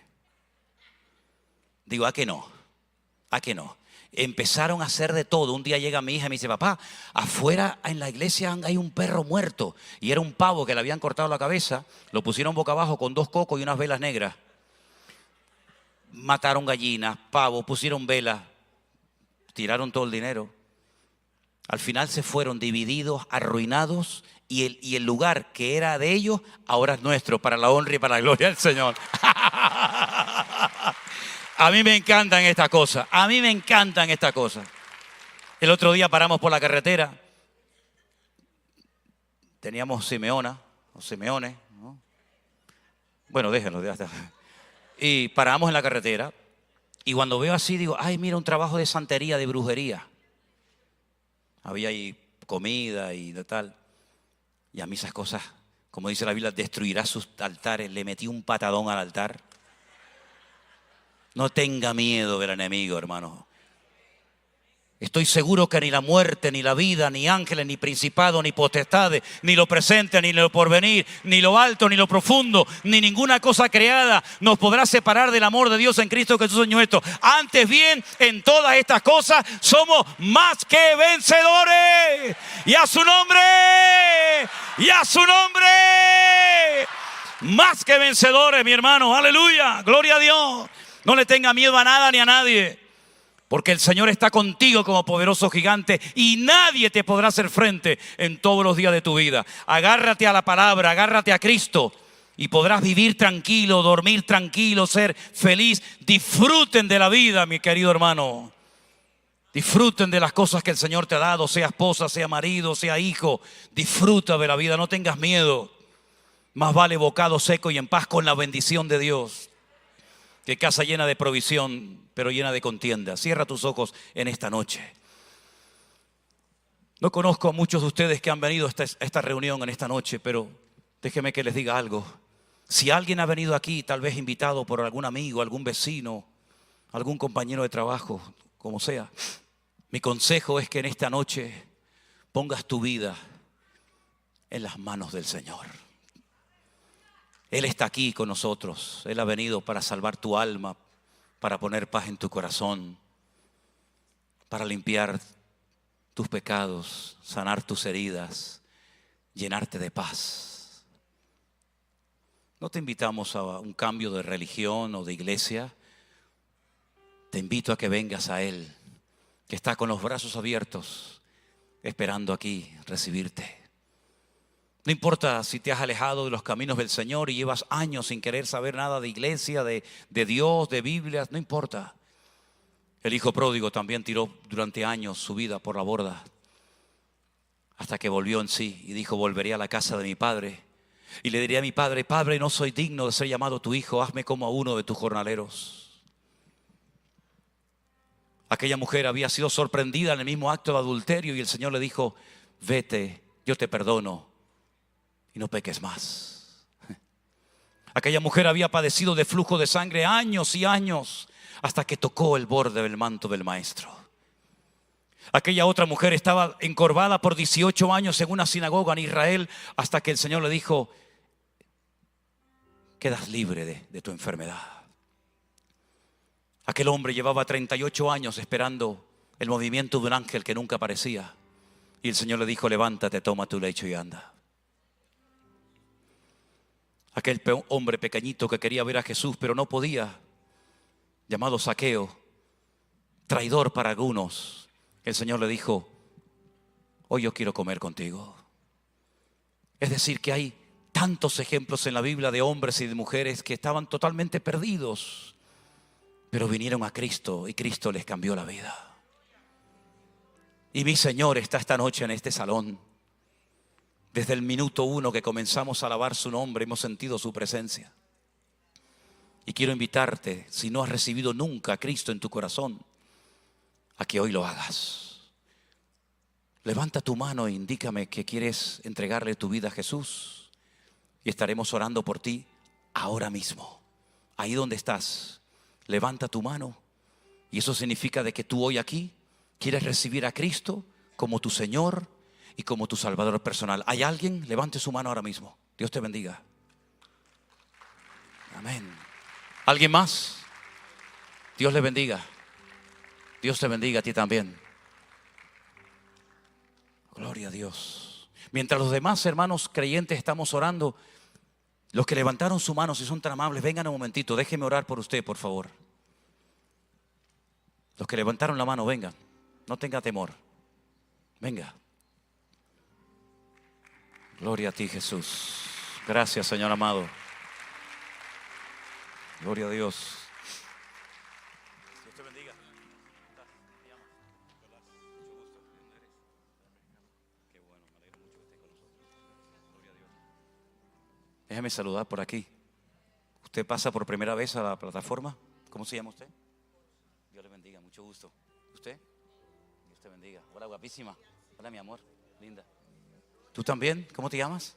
Dios te bendiga. Natanael, el regalo de Dios. El regalo de Dios. Qué bigote tienes, ¿eh? Qué bigotazo que tienes. Igualmente, Dios te bendiga. ¿Usted también quiere entregarle su vida a Jesús? ¿Cómo te llamas? ¿Perdón? Amada. Wow. Claro que eres muy amada. Por el Señor eres muy amada. ¿Tú cómo te llamas? Joana. ¿La primera vez que pasas hacia adelante? He pasado Sí. y estoy buscando al Señor. El Señor no tienes que buscarlo, Él no se perdió. El que se ha perdido eres tú. Pero quieres volver a Jesús esta noche. Pero te vas a ir y no vas a volver a pecar en lo mismo, ¿eh? ¿Me entiendes? No vas a volver otra vez a lo mismo. ¿Me entiendes, verdad? Aquí se queda eso para siempre. Dios te bendiga. Javier, mucho gusto. ¿Este muchacho cómo se llama? Dios te bendiga, me alegro mucho. Tú también. Nos acercamos un poquito. Voy a pedir, por favor, que repitan conmigo esta sencilla oración. No es una fórmula mágica, ni mucho menos. Es simplemente una forma de acercarnos a Dios. Muchacho. Repitan conmigo en alta voz. Señor Jesús, en esta noche te pido perdón por mis pecados. Perdóname, Señor. No me mires a mí. Y Señor, perdóname, Jesús, por mis pecados. Nunca más quiero volver a pecar en lo mismo. Yo te recibo personalmente. No les oigo, yo les recibo personalmente como mi Señor y Salvador personal. Me rindo a ti, Señor Jesús. Creo que tú moriste en la cruz por mis pecados y que resucitaste al tercer día. Perdóname, Señor. Perdóname, Dios mío. En el nombre de Jesús, en el nombre de Cristo Jesús, yo me rindo a ti, Señor. Aquí dejamos las drogas. Aquí dejamos el trapicheo de vender y comprar. Aquí se acabó. Todo eso se acabó. Lo que han robado lo van a devolver. Las relaciones ilícitas que habéis mantenido, aquí se quedan. Y a partir de hoy, solamente van a honrar y adorar al Rey de Reyes y al Señor de los Señores. Momento, no aplaudan. Van a huir de toda situación que te hace vulnerable y otra vez vuelves otra vez a lo mismo. Hay tentaciones que para no caer en ellas lo mejor es salir corriendo. Rodéate de gente sana. Pide ayuda a cristianos. Y el Señor te va a usar y te va a bendecir, pero hay un precio que pagar, ¿eh? Esto no es apretar un botón y ya está. Hay un compromiso. Tienes que orar cada día. Si no tienen una iglesia donde congregarse, aquí por ejemplo ya tienen una. Pero vayan en serio con Cristo. Vayan en serio con el Señor. Señor, gracias por estas vidas que en esta noche se han entregado a ti. Pedimos que la semilla que ha sido plantada en sus corazones germine y dé fruto a 100 por 1, Señor. Y gracias porque tu palabra nos dice que hay gozo en los cielos por almas que han pasado hoy de muerte a vida. Y a ti te damos toda la gloria y toda la honra en el nombre de Jesús. Y ahora sí podemos aplaudir al Señor. Amén. Saluden a estas personas, hermanos de la iglesia. Pastor, acérquense, denle un abrazo de bienvenida. Que Dios les bendiga grandemente. Que Dios les bendiga. Un personaje llamado Hillel. Hillel, Dios vive, significa su nombre. Por si acaso alguien está buscando nombre masculino para un niño que próximamente va a nacer o a tener. Si te gusta este, significa Dios vive. Hillel. Hay, vive el Dios. Primera de Reyes 16:34. ¿Lo tenéis? En su tiempo, Hillel de Betel reedificó a Jericó. A precio de la vida de Abirán, su primogénito, echó el cimiento. Y a precio de la vida de Segud, su hijo menor, puso sus puertas. Conforme a la palabra que el Señor había hablado por Josué, hijo de Nun. Este personaje es muy interesante porque se atrevió a hacer algo que estaba prohibido hacer. Uno dice, ¿por qué era pecado? ¿Por qué el Señor castigó tan duramente a este padre por el hecho de querer reedificar la ciudad de Jericó. ¿Hay algún pecado en reedificar la ciudad de Jericó o cualquier otra ciudad? Dice la Biblia que detrás de esta reconstrucción de la ciudad de Jericó había un juramento, había unas palabras que Josué había pronunciado, y voy a leerlas literalmente para que las escuchen. Volvieron los hijos, en Josué 6:26 dice: en aquel tiempo Josué hizo un juramento y dijo: maldito, escuche bien, maldito delante de Dios el hombre que se levantare y reedificare esta ciudad de Jericó. Sobre su primogénito eche los cimientos de ella, y sobre su hijo menor asiente sus puertas. Todo el mundo sabía que la ciudad de Jericó no podía volver a ser reedificada.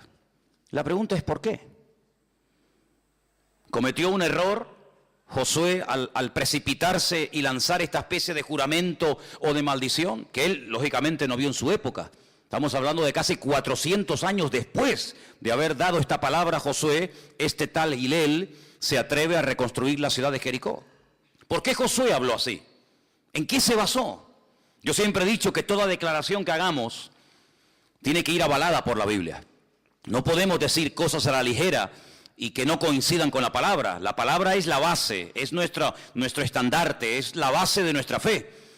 Ahora, hay un versículo en Deuteronomio capítulo 13, entonces lo voy a leer, que está en el versículo 15 y 16. Preste atención, porque de ahí arranca la prohibición de reconstruir no solamente Jericó, sino cualquier ciudad que en su momento fuera conocida por su pecado, por su soberbia, por ser un centro de idolatría, etcétera. Bíblicamente estaba totalmente prohibido volver a reconstruir una ciudad que en su momento fue destruida y que serviría a través de la historia como un botón de muestra. No se podía volver a reedificar una ciudad que había sido destruida por su pecado. Leo textualmente en Deuteronomio 13.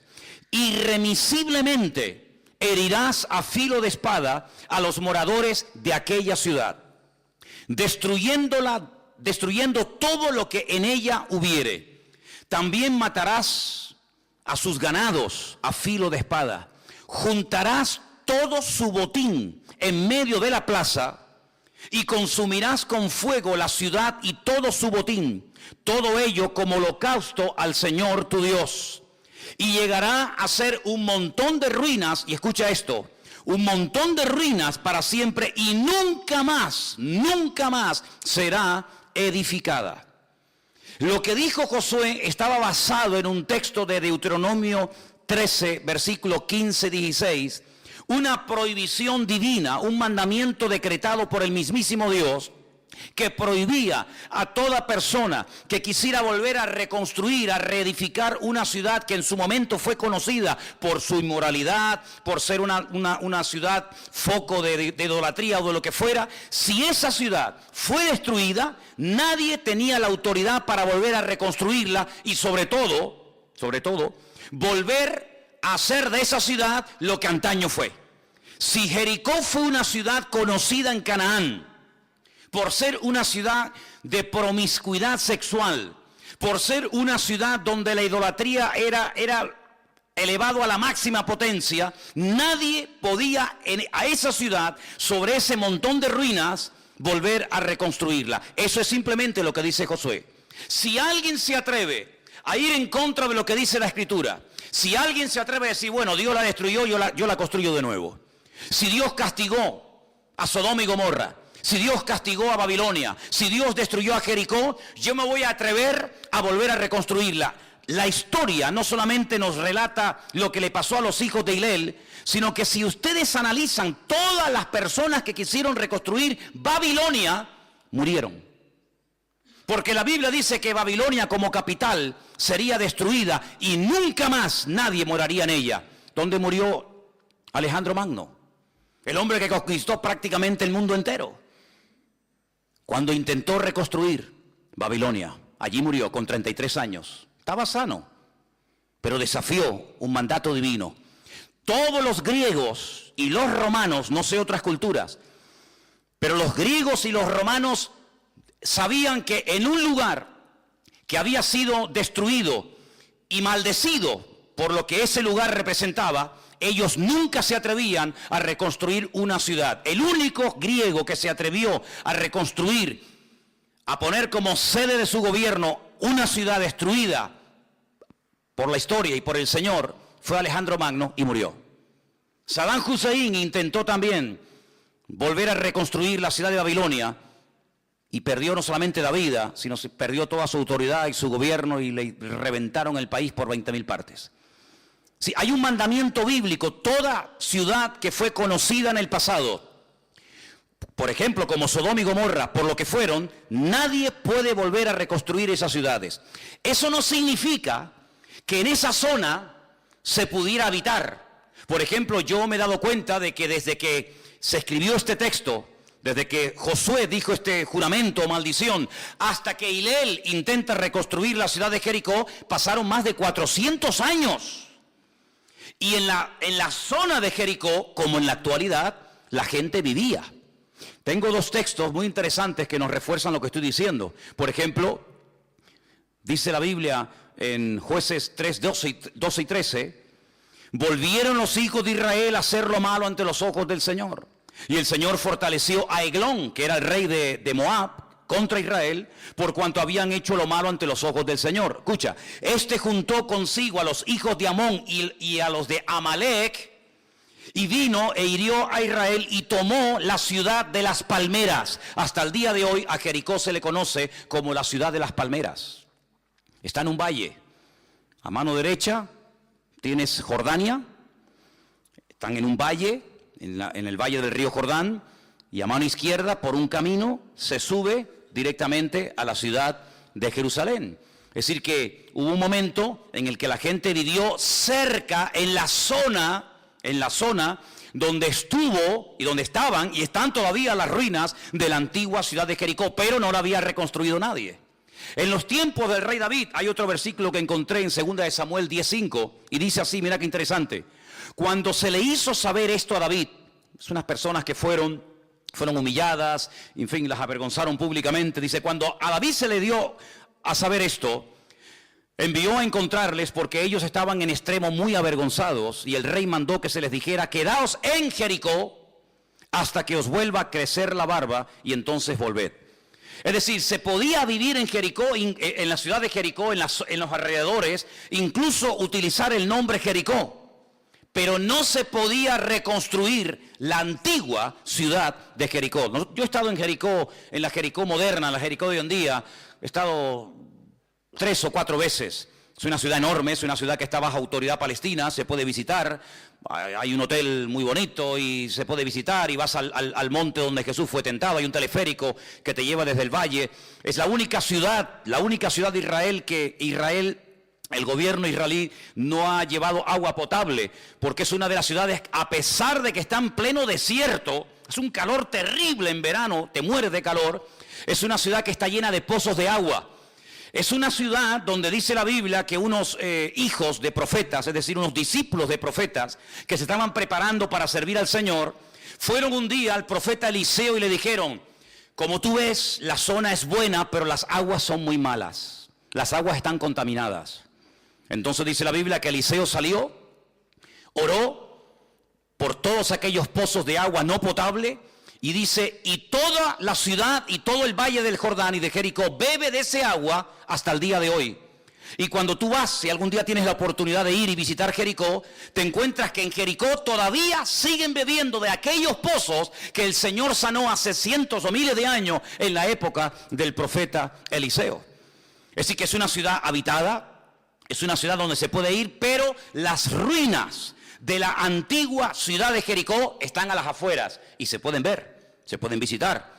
Por la década de los años 50, unos arqueólogos descubrieron las ruinas de la ciudad de Jericó de la época de Josué, y se quedaron sorprendidos porque se dieron cuenta que, según ellos saben, que por la posición de los bloques no habían caído, como dije en su momento, las murallas no habían caído, digamos, de afuera hacia adentro, ni tampoco cayeron de afuera hacia adentro, ni de adentro hacia afuera.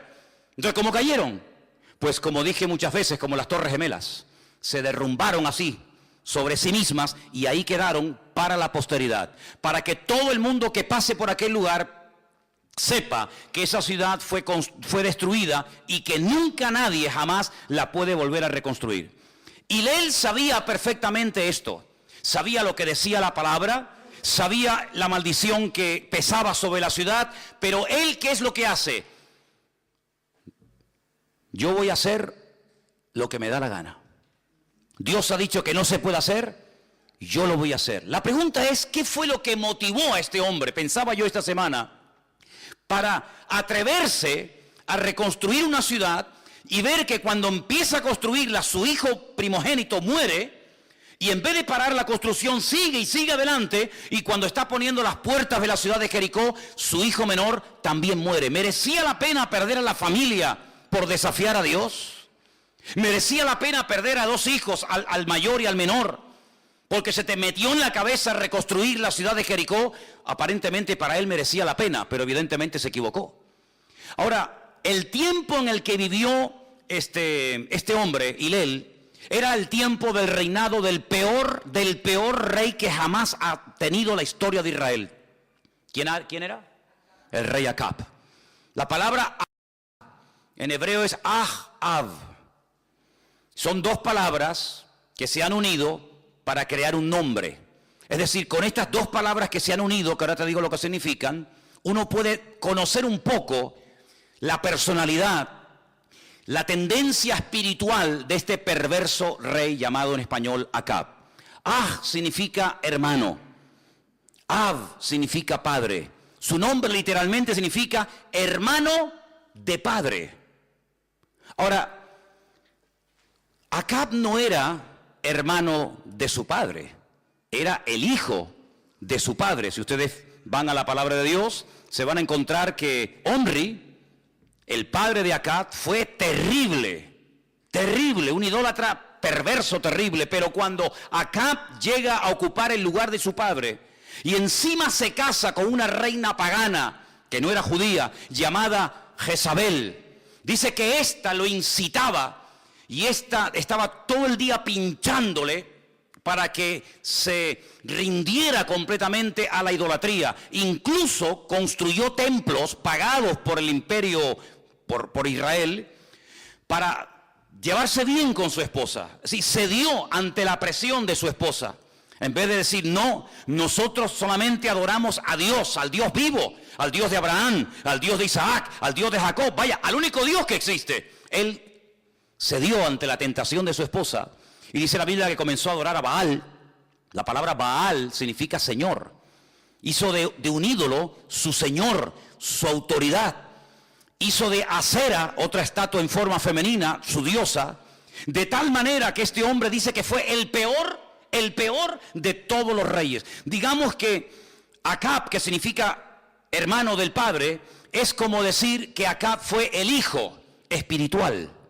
Sí, el hijo espiritual de su padre. Todo lo espiritual negativo y demoníaco de su padre se le pegó a este. Es como yo dije en cierta ocasión que Chávez era el hijo espiritual de Fidel Castro. Y cuando este hombre murió, su espíritu lo cogió que es el que está ahora ahí en el poder. Y por eso es uno de los países más ricos del mundo, que tiene absolutamente de todo.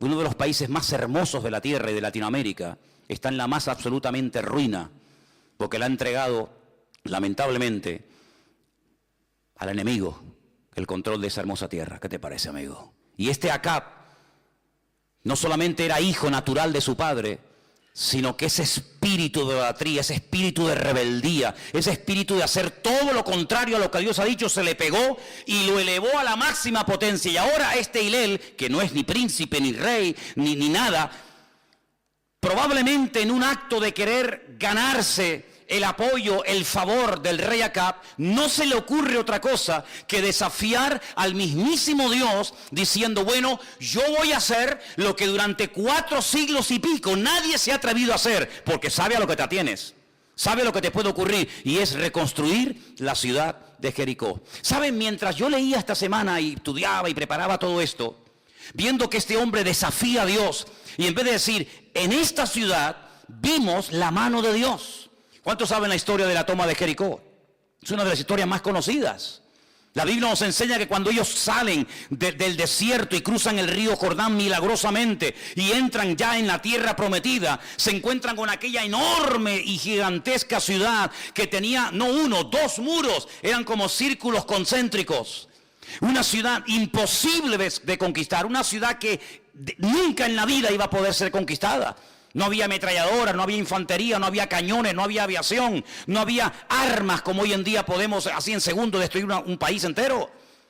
Y el Señor les reveló una estrategia extraña. El Señor les dice: lo que tienen que hacer es dar vueltas y vueltas y más vueltas alrededor de la ciudad. ¿Qué estaba haciendo el Señor? Probándolos. A ver hasta qué punto ustedes son obedientes, a ver hasta qué punto ustedes se fían de lo que yo les digo. Esta ciudad no va a caer por estrategias humanas, por experiencia militar. Esta ciudad va a caer por obediencia al plan de Dios. Y la ciudad de Jericó cayó. Se salvó una familia, todos sabemos, ¿sí o no?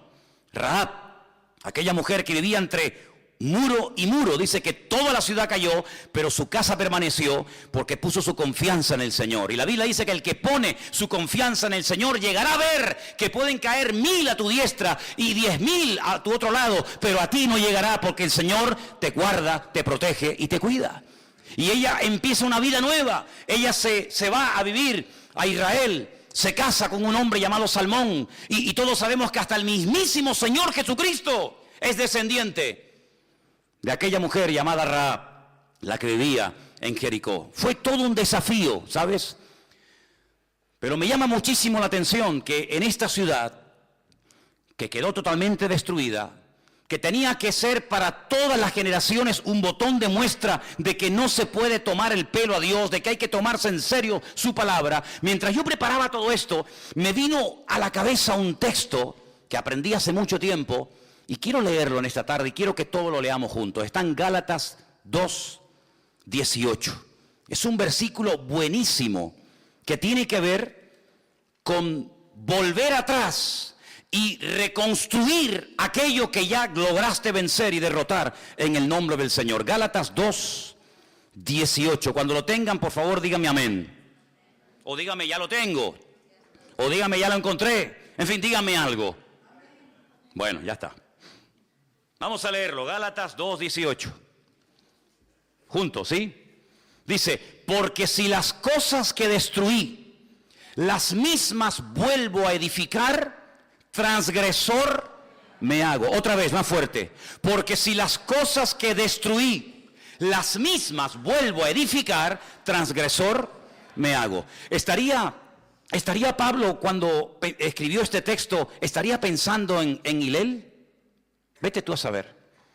Estaría pensando en aquel hombre que dijo: Dios dijo, no se puede reconstruir una ciudad y volver a convertirla en centro de idolatría, en una fortaleza militar para amargarle la vida a la gente. Estaría pensando Pablo en aquello cuando dice: hermano, lo que hemos destruido, escúcheme bien, lo que ya es conquistado, lo que ya has superado con la ayuda del Señor, ¿sí? No vuelvas otra vez a darle vida a cosas que te costó tanto sudor, tanto esfuerzo y sacrificio. Poder decir: gloria a Dios, por fin me saqué esto de encima. Porque dice la Biblia que si alguien se atreve, si alguien tropieza, si a alguien se le ocurre como Hilel, volver a darle vida, volver a resucitar las ruinas de lo que fue mi vida, antiguos vicios, ataduras, en fin, ponle el adjetivo que quieras, dice que el postrer estado volverá a ser peor que al principio. Cuando una persona dejó la droga y lleva ya tiempo limpio, cuando se engancha otra vez, no se engancha como al principio, te enganchas peor todavía.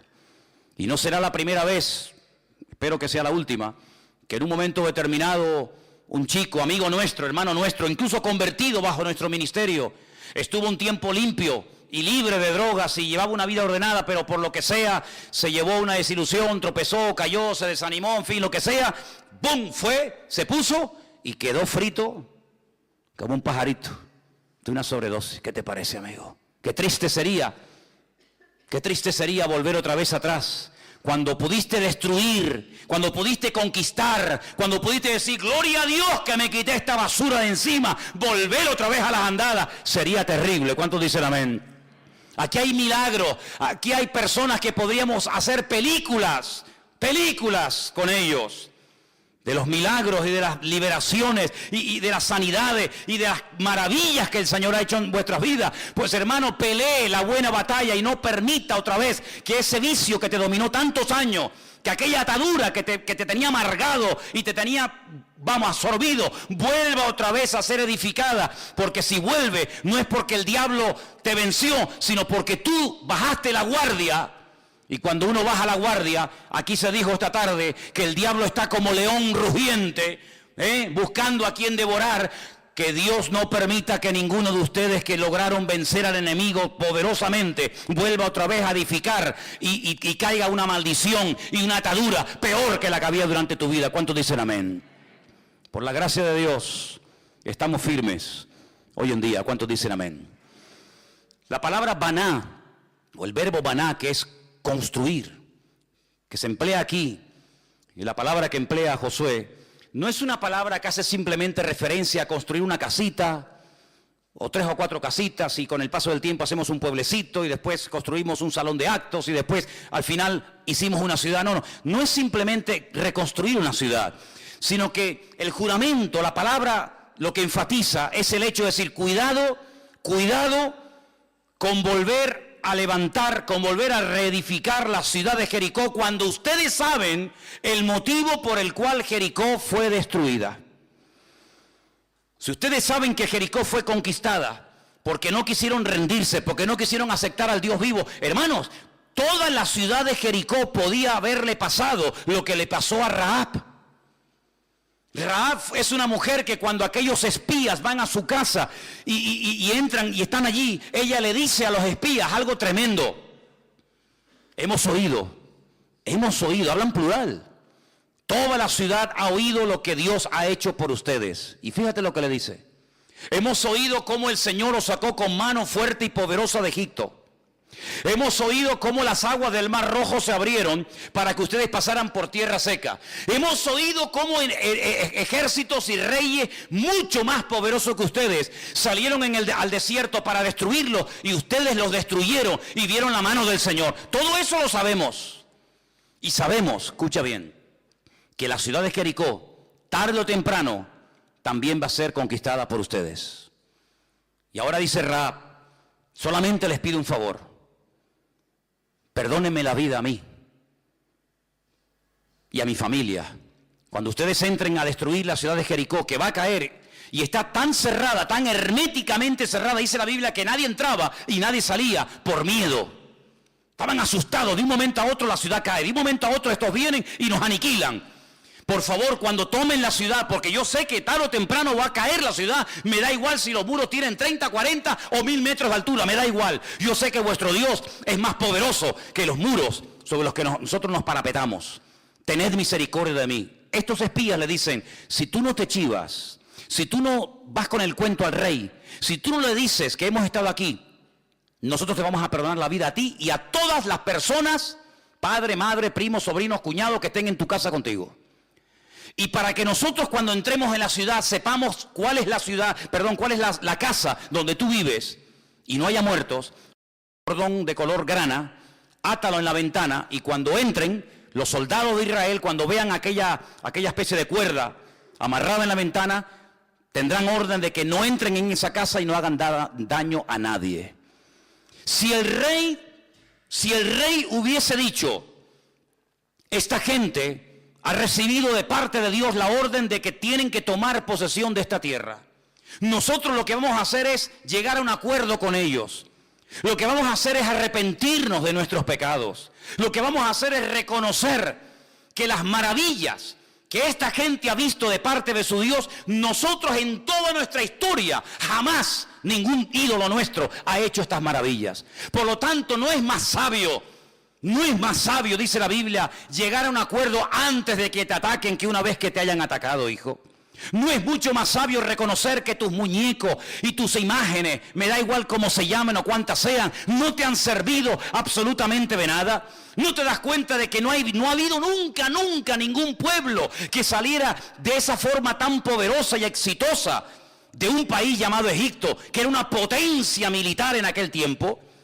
¿No te das cuenta de que nunca ha habido ningún pueblo que pueda decir y presumir que las aguas de un mar se han abierto para que ellos pasen por tierra seca? Ahora, cuando Rahab está contándole esto a los espías, no le está contando algo que había pasado la semana pasada. No. Lo que ella está contando a los espías son cosas que habían ocurrido hacía 40 años. ¿Y cómo es posible que una persona haya estado 40 años manteniendo esta fe, manteniendo esta seguridad de que el Dios de ellos es más poderoso que el nuestro? Es que ahí está la clave, hermanos. La clave en la vida está no en llegar, sino en mantenerse. Porque una temporada buena, ¿quién no la ha tenido? Hasta en el mundo, cuando estábamos sin el Señor, ¿verdad? Pero Rahab supo esperar 40 años. Y cuando llegó el momento, ella abrió su casa y les dijo a los espías: no se preocupen, yo no me voy a chivar, váyanse tranquilos y aquí estaremos preparados para el día del ataque. Era increíble cómo el Señor estaba preparando los corazones y cómo todo estaba preparado y listo para que la ciudad de Jericó cayera en cualquier momento.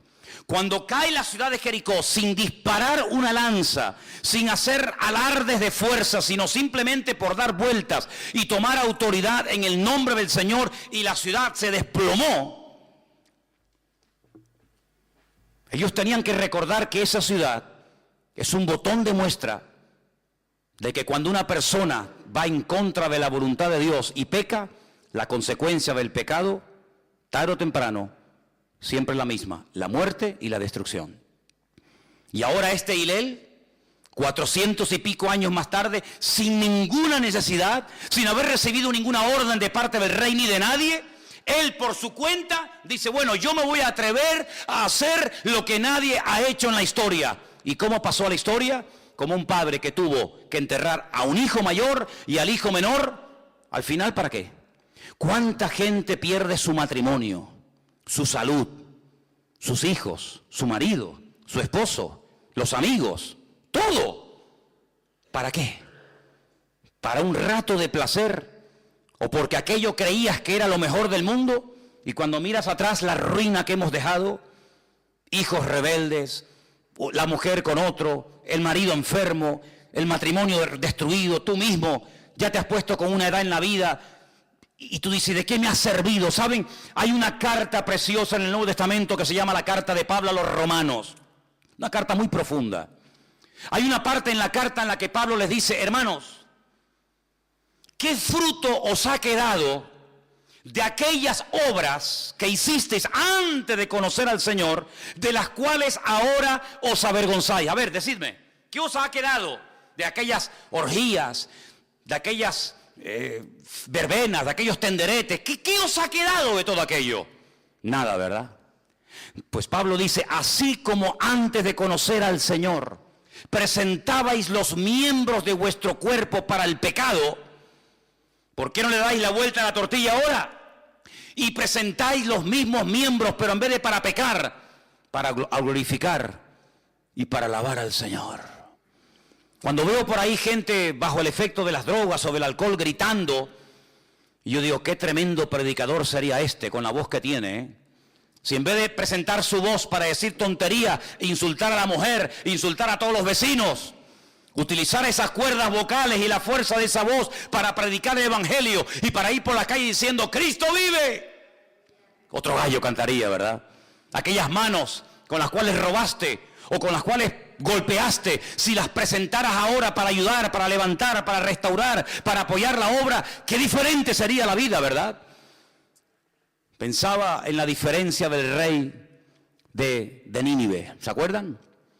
Llega un profeta y le dice: prepárense, porque de aquí a 40 días esta ciudad, que era enorme, 3 días se tardaba en recorrerla de punta a punta. Fíjate qué pedazo de ciudad sería aquello.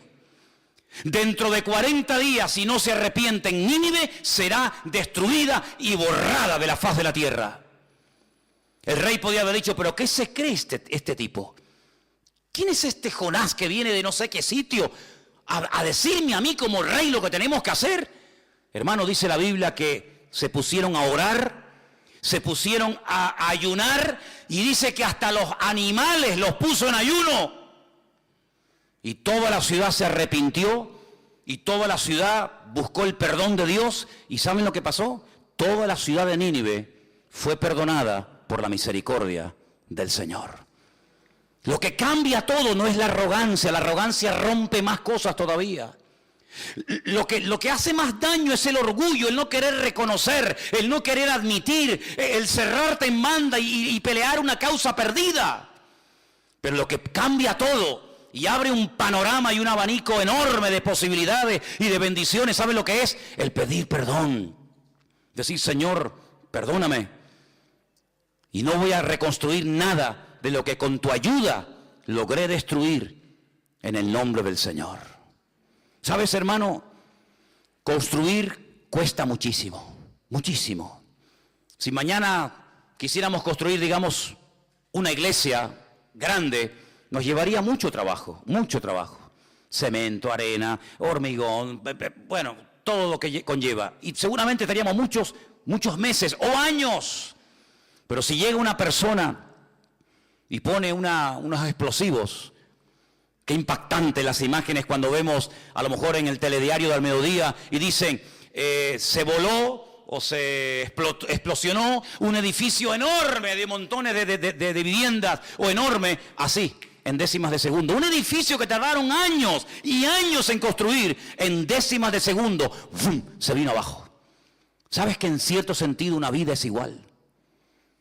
Llegar a un nivel de fe, de estabilidad emocional, de conocimiento en Dios, de santidad, de espiritualidad, de estabilidad, de saber lidiar con los problemas, de saber salir airoso de situaciones difíciles en la vida, de superar tentaciones, etcétera, etcétera, etcétera. Cuesta muchísimo, hermano.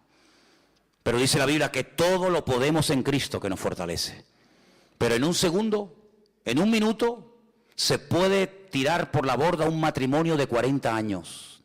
En cuestión de minutos se puede destruir una relación de amigos que se llevaban como hermanos, así, como nada. Destruir no cuesta nada. Destruir no cuesta nada. Es muy fácil destruir. Con palabras, con malas actitudes, bajando la guardia, dándole lugar al enemigo, jugueteando con el pecado, flirteando con el diablo. Todo eso es muy fácil y ya lo sabemos. Pienso en un personaje que el Señor le dio un privilegio tremendo de poder convertirse en uno de los hombres más usados de la historia de la humanidad. Un hombre que experimentó en carne propia milagros únicos e irrepetibles. Por ejemplo, Pedro ha sido el único hombre, según el relato bíblico, que logró caminar por encima de las aguas. Ni Moisés caminó por encima de las aguas, ni David, ni Sansón. Pedro sí, caminó.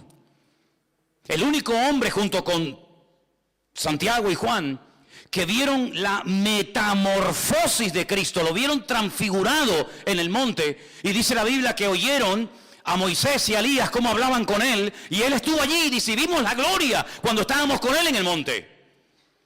El único hombre que un día le dice al Señor, Señor, nos están pidiendo los romanos el impuesto, no tenemos nada, ¿qué hago? Dice, vete, lanza al anzuelo y el primer pez que saques, abre la boca, sácale una moneda y paga el impuesto, el tuyo y el mío. ¿Te imaginas que fuera así la vida? Vayan aquí a las Teresitas, echen la caña y dentro viene un paquetito, lo abre con un billetito de 500 euros. ¿A qué te gustaría el pescado entonces?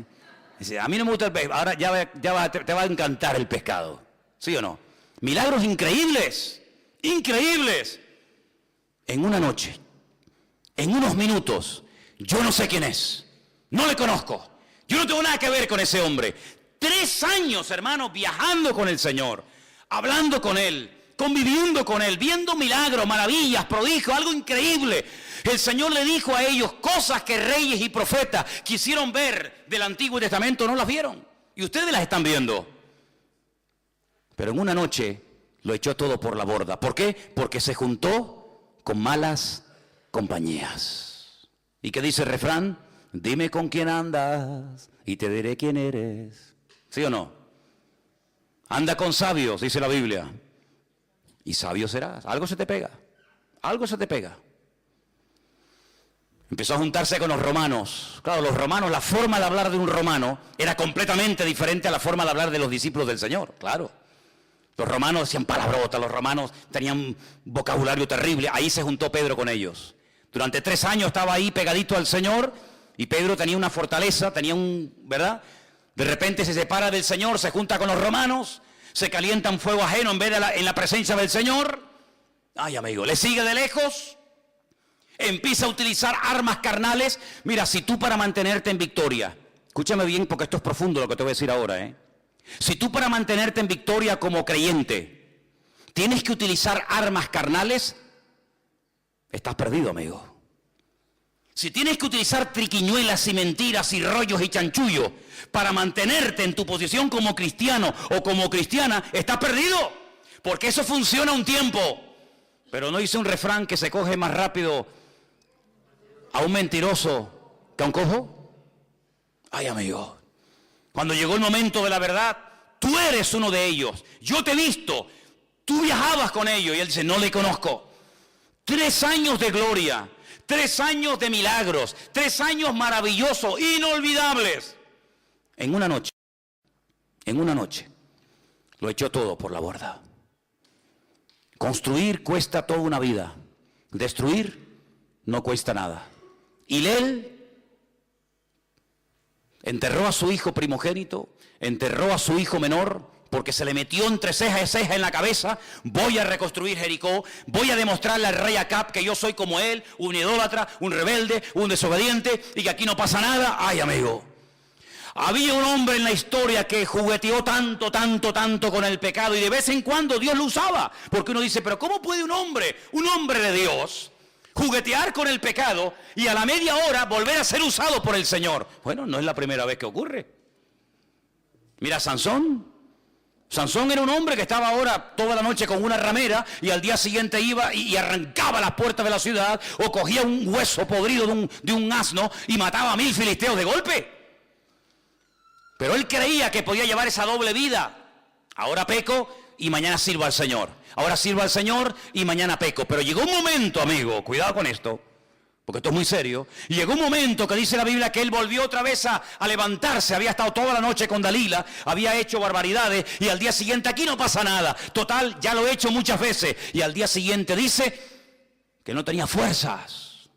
Los filisteos pudieron sobre él, porque dice la Escritura, escucha bien, que el Espíritu de Dios se había apartado de él y él no se había dado cuenta. ¿Sabes que a veces es más fácil que otras personas reconozcan que has pegado un bajón y se dan más fácil cuenta otros que tú mismo que has pegado un bajón? Dicen que había un famoso violinista que dice que ensayaba de 8 a 12 horas diarias. Y él dijo algo que a mí me impresionó. Él dijo, si yo dejo de practicar un día, yo lo noto. Yo noto que no he practicado en ese día. Si dejo de practicar 2 o 3 días, los expertos, los que saben de música, los que saben diferenciar buena calidad de música de mala, se dan cuenta de que ya no toco igual, no tengo la agilidad, no tengo la rapidez de antes. Pero si dejo de practicar una semana, el mundo entero se enterará de que ya no soy aquel violinista que fui hace años. A veces tú puedes decir, bueno, yo no oro mucho, pero Dios me ha bendecido. Sí, es verdad. Yo no leo mucho la Biblia, ni me esfuerzo mucho en venir a los cultos, ni en servir al Señor, y Dios a mí a veces me ha bendecido, hasta económicamente. Sí, claro. Y esa es la trampa en la cual caen algunos, que se agarran a la misericordia del Señor en vez de a la realidad de que hay 2 formas de plantearte tu vida cristiana con el Señor. Una es viviendo constantemente en el terreno de la misericordia, en el terreno de la gracia, donde a veces no es que estés firme por ti mismo, sino tú estás firme porque hay alguien que está todo el santo día orando por ti. Llámese padre, llámese madre, llámese marido, llámese esposa, llámese pastor, llámese hermano, me da igual. Pero hay gente que ha logrado mantenerse firme, pero no porque sean gente muy espiritual, no nos engañemos. No porque sea gente que dé el callo y se esfuerza, no, sino porque hay tanta gente que te apoya y oran por ti, que tú estás firme. Pero amigo, tú no puedes vivir toda la vida de las oraciones de mamá, ni de papá, ni del pastor, ni de fulano, ni de mengano. Llegará un momento como Sama que tendrás que aprender a pelear solo. Y en ese momento vas a decir, ahora voy a demostrar si yo tengo algo en Dios o no tengo nada. Si todos son planes y bla bla y opiniones personales, o verdaderamente yo he aprendido a tener profundas raíces y arraigo notorio en el Señor y puedo hacerle frente al enemigo aunque me vean, aunque me quede más solo que la una. Y ese momento llegará, si es que no ha llegado ya. Así que mi palabra final en esta tarde es: no imitemos a Hilel. No imitemos a este muchacho, a este hombre. No pierdas la vida. No te empeñes en amores imposibles, ¿sabes? No te empeñes en amores imposibles. No intentes provocar situaciones que no ha creado Dios, sino que tú con tu bla bla y con tu sabiduría y con tu experiencia estás dando situaciones, pero no pierdas el tiempo. No pierdas el tiempo construyendo cosas que gracias al Señor lograste vencer. No las vuelvas a levantar. Porque si se vuelven a levantar esas fortalezas, si se vuelven a despertar esos gigantes, amigo, puede ser que una vez lo venciste, pero la segunda, puede ser que el que caiga muerto en el campo de batalla seas tú, en vez del enemigo. Solamente te recuerdo algo. David tenía la costumbre de matar a los gigantes, no de herirlos. Si él hubiera dejado herido a Goliat o a otros gigantes que mató, esos gigantes hubieran sido llevados a su casa, los hubieran curado, las heridas hubieran cicatrizado, se hubieran repuesto, vuelven otra vez a entrenarse y a los 15 días o 20 días o al mes o a los 6 meses o al año te encuentras otra vez peleando con aquel gigante que un año atrás habías vencido, pero que otra vez está desafiando y otra vez está complicándome la vida. ¿Qué hacía David? En cuanto lograba tumbar al gigante, en cuanto lograba herirlo, se iba corriendo hacia él, cogía la espada, ¡vum!, fuera, muerto el perro, se acabó la rabia, amigo. Y enseñaba la cabeza y decía: tranquilos, que por lo menos a lo mejor vendrá otro, pero este amigo no se vuelve a levantar en la vida. No dejes una rendija abierta a que en un momento de debilidad, de desánimo, de no sé qué, de no sé cuánto, vuelva otra vez a levantarse el gigante. Si has logrado vencer la droga, el alcohol, las mujeres, la pornografía, no sé qué, no sé cuánto, lo que tú quieras, pon el adjetivo que tú quieras, tú sabrás cómo es tu vida. Si has logrado vencer y has tenido victoria durante largo tiempo en tu vida en ese área, gloria a Dios. Pero no se puede vivir de las glorias del pasado. ¿Sí o no? No se puede vivir de las glorias del pasado. La victoria de ayer, gloria a Dios, pero era para ayer. Pablo dice: cada día empiezo de cero. Quiero terminar diciendo que una vez un niño le dijo a su papá: papá, ¿un hombre puede estar un año sin pecar? ¿Ustedes qué opinan? Un año sin pecar. A ver, ¿cuántos dicen que sí? ¿Cuántos dicen que no? No dicen nada. ¿Sí o no? A ver, sí, ¿cuántos sí? 3 manos. ¿Cuántos dicen que no? Vale. Vamos a rebajar entonces el tiempo. ¿Y 6 meses? 6 meses. A ver, ¿cuántos dicen que sí? Yo. 1. ¿Cuántos dicen que no? Mi madre. 3 meses. 3 meses sin pecar, sin meter la pata, en victoria. Bien, 3 meses. Levanten la mano. 5, 6 manos. ¿Cuántos dicen que no? La mayoría. 1 mes. ¿Cuántos levantan la mano? 4. ¿Cuántos dicen que no? La mayoría. 15 días. ¿Cuántos dicen que sí? 6, los de siempre. ¿Cuántos dicen que no? La mayoría. Joder. 1 día. 3. ¿Cuántos dicen que un día completo sin pecar? Levanta la mano. Bueno, vamos a hacer esto. Empecé por un año, ¿eh? Un minuto sin pecar, sin meter la pata. Un minuto, a ver, levante la mano. ¿Sí o no? ¿Se puede estar un minuto sin pecar? Pues le voy a dar una clave, hombre. Si todos creemos y hemos declarado que se puede estar un minutito sin pecar, vivamos la vida minuto a minuto. Y así iremos de minuto en minuto, de victoria en victoria, de gloria en gloria, de bendición en bendición. Y si lo hacemos así, dice la palabra de Dios que no caeremos jamás. Fuertes aplausos al Señor, dale gloria. Gracias, Señor. Un minuto para ti, puedo estar sin pecar. Aleluya. Amén, amén. Vamos. Gloria a tu nombre, gloria. Fuerte, fuerte, fuertes aplausos. No vamos a volver el tiempo en construir lo que hemos destruido. Hay victoria en el nombre del Señor. Aleluya. Bendito sea tu nombre, Dios. Aleluya. Pónganse de pie, hermanos.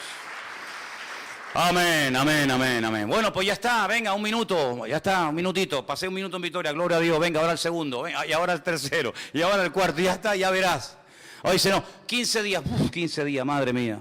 Esos son muchos días. Un día, depende, tal. Si vino fulano, si vino mengano, si me ingresaron, si no me ingresaron, si me habló, si no me habló, si me miró bien, si me miró mal. Ay, amigo, pues olvídate, minuto a minuto, amigo, minuto a minuto. Dicen que el peor día de los pastores es el lunes. No sé si saben eso. Porque depende cómo haya estado el culto del domingo, el día siguiente el pastor está enfadado, está contento. ¿Sabe qué? Vamos a vivir el día a día. Y viviendo el día a día, vamos a ver que la vida se nos va a hacer mucho más fácil. Cierra tus ojos ahí donde estás. Aleluya. Vamos a orar en esta tarde. Vamos a cantar una vez más esta hermosa alabanza que decíamos hace un rato. Gracias, gracias, Señor.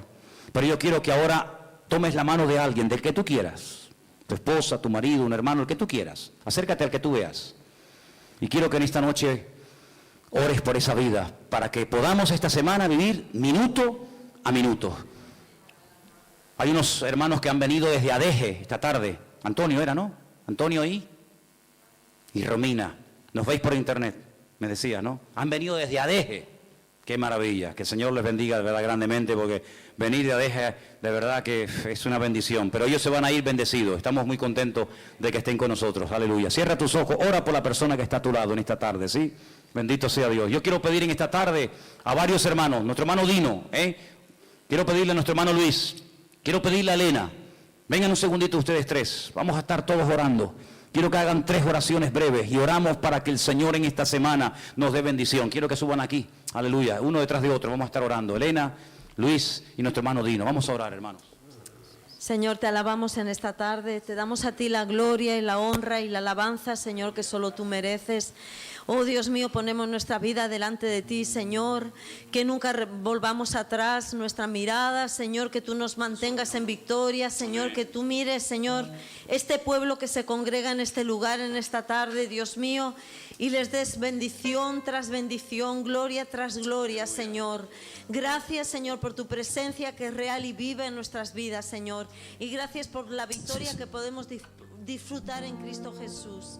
Te alabamos y te bendecimos en el nombre de Jesús. Amén. Sí, Señor.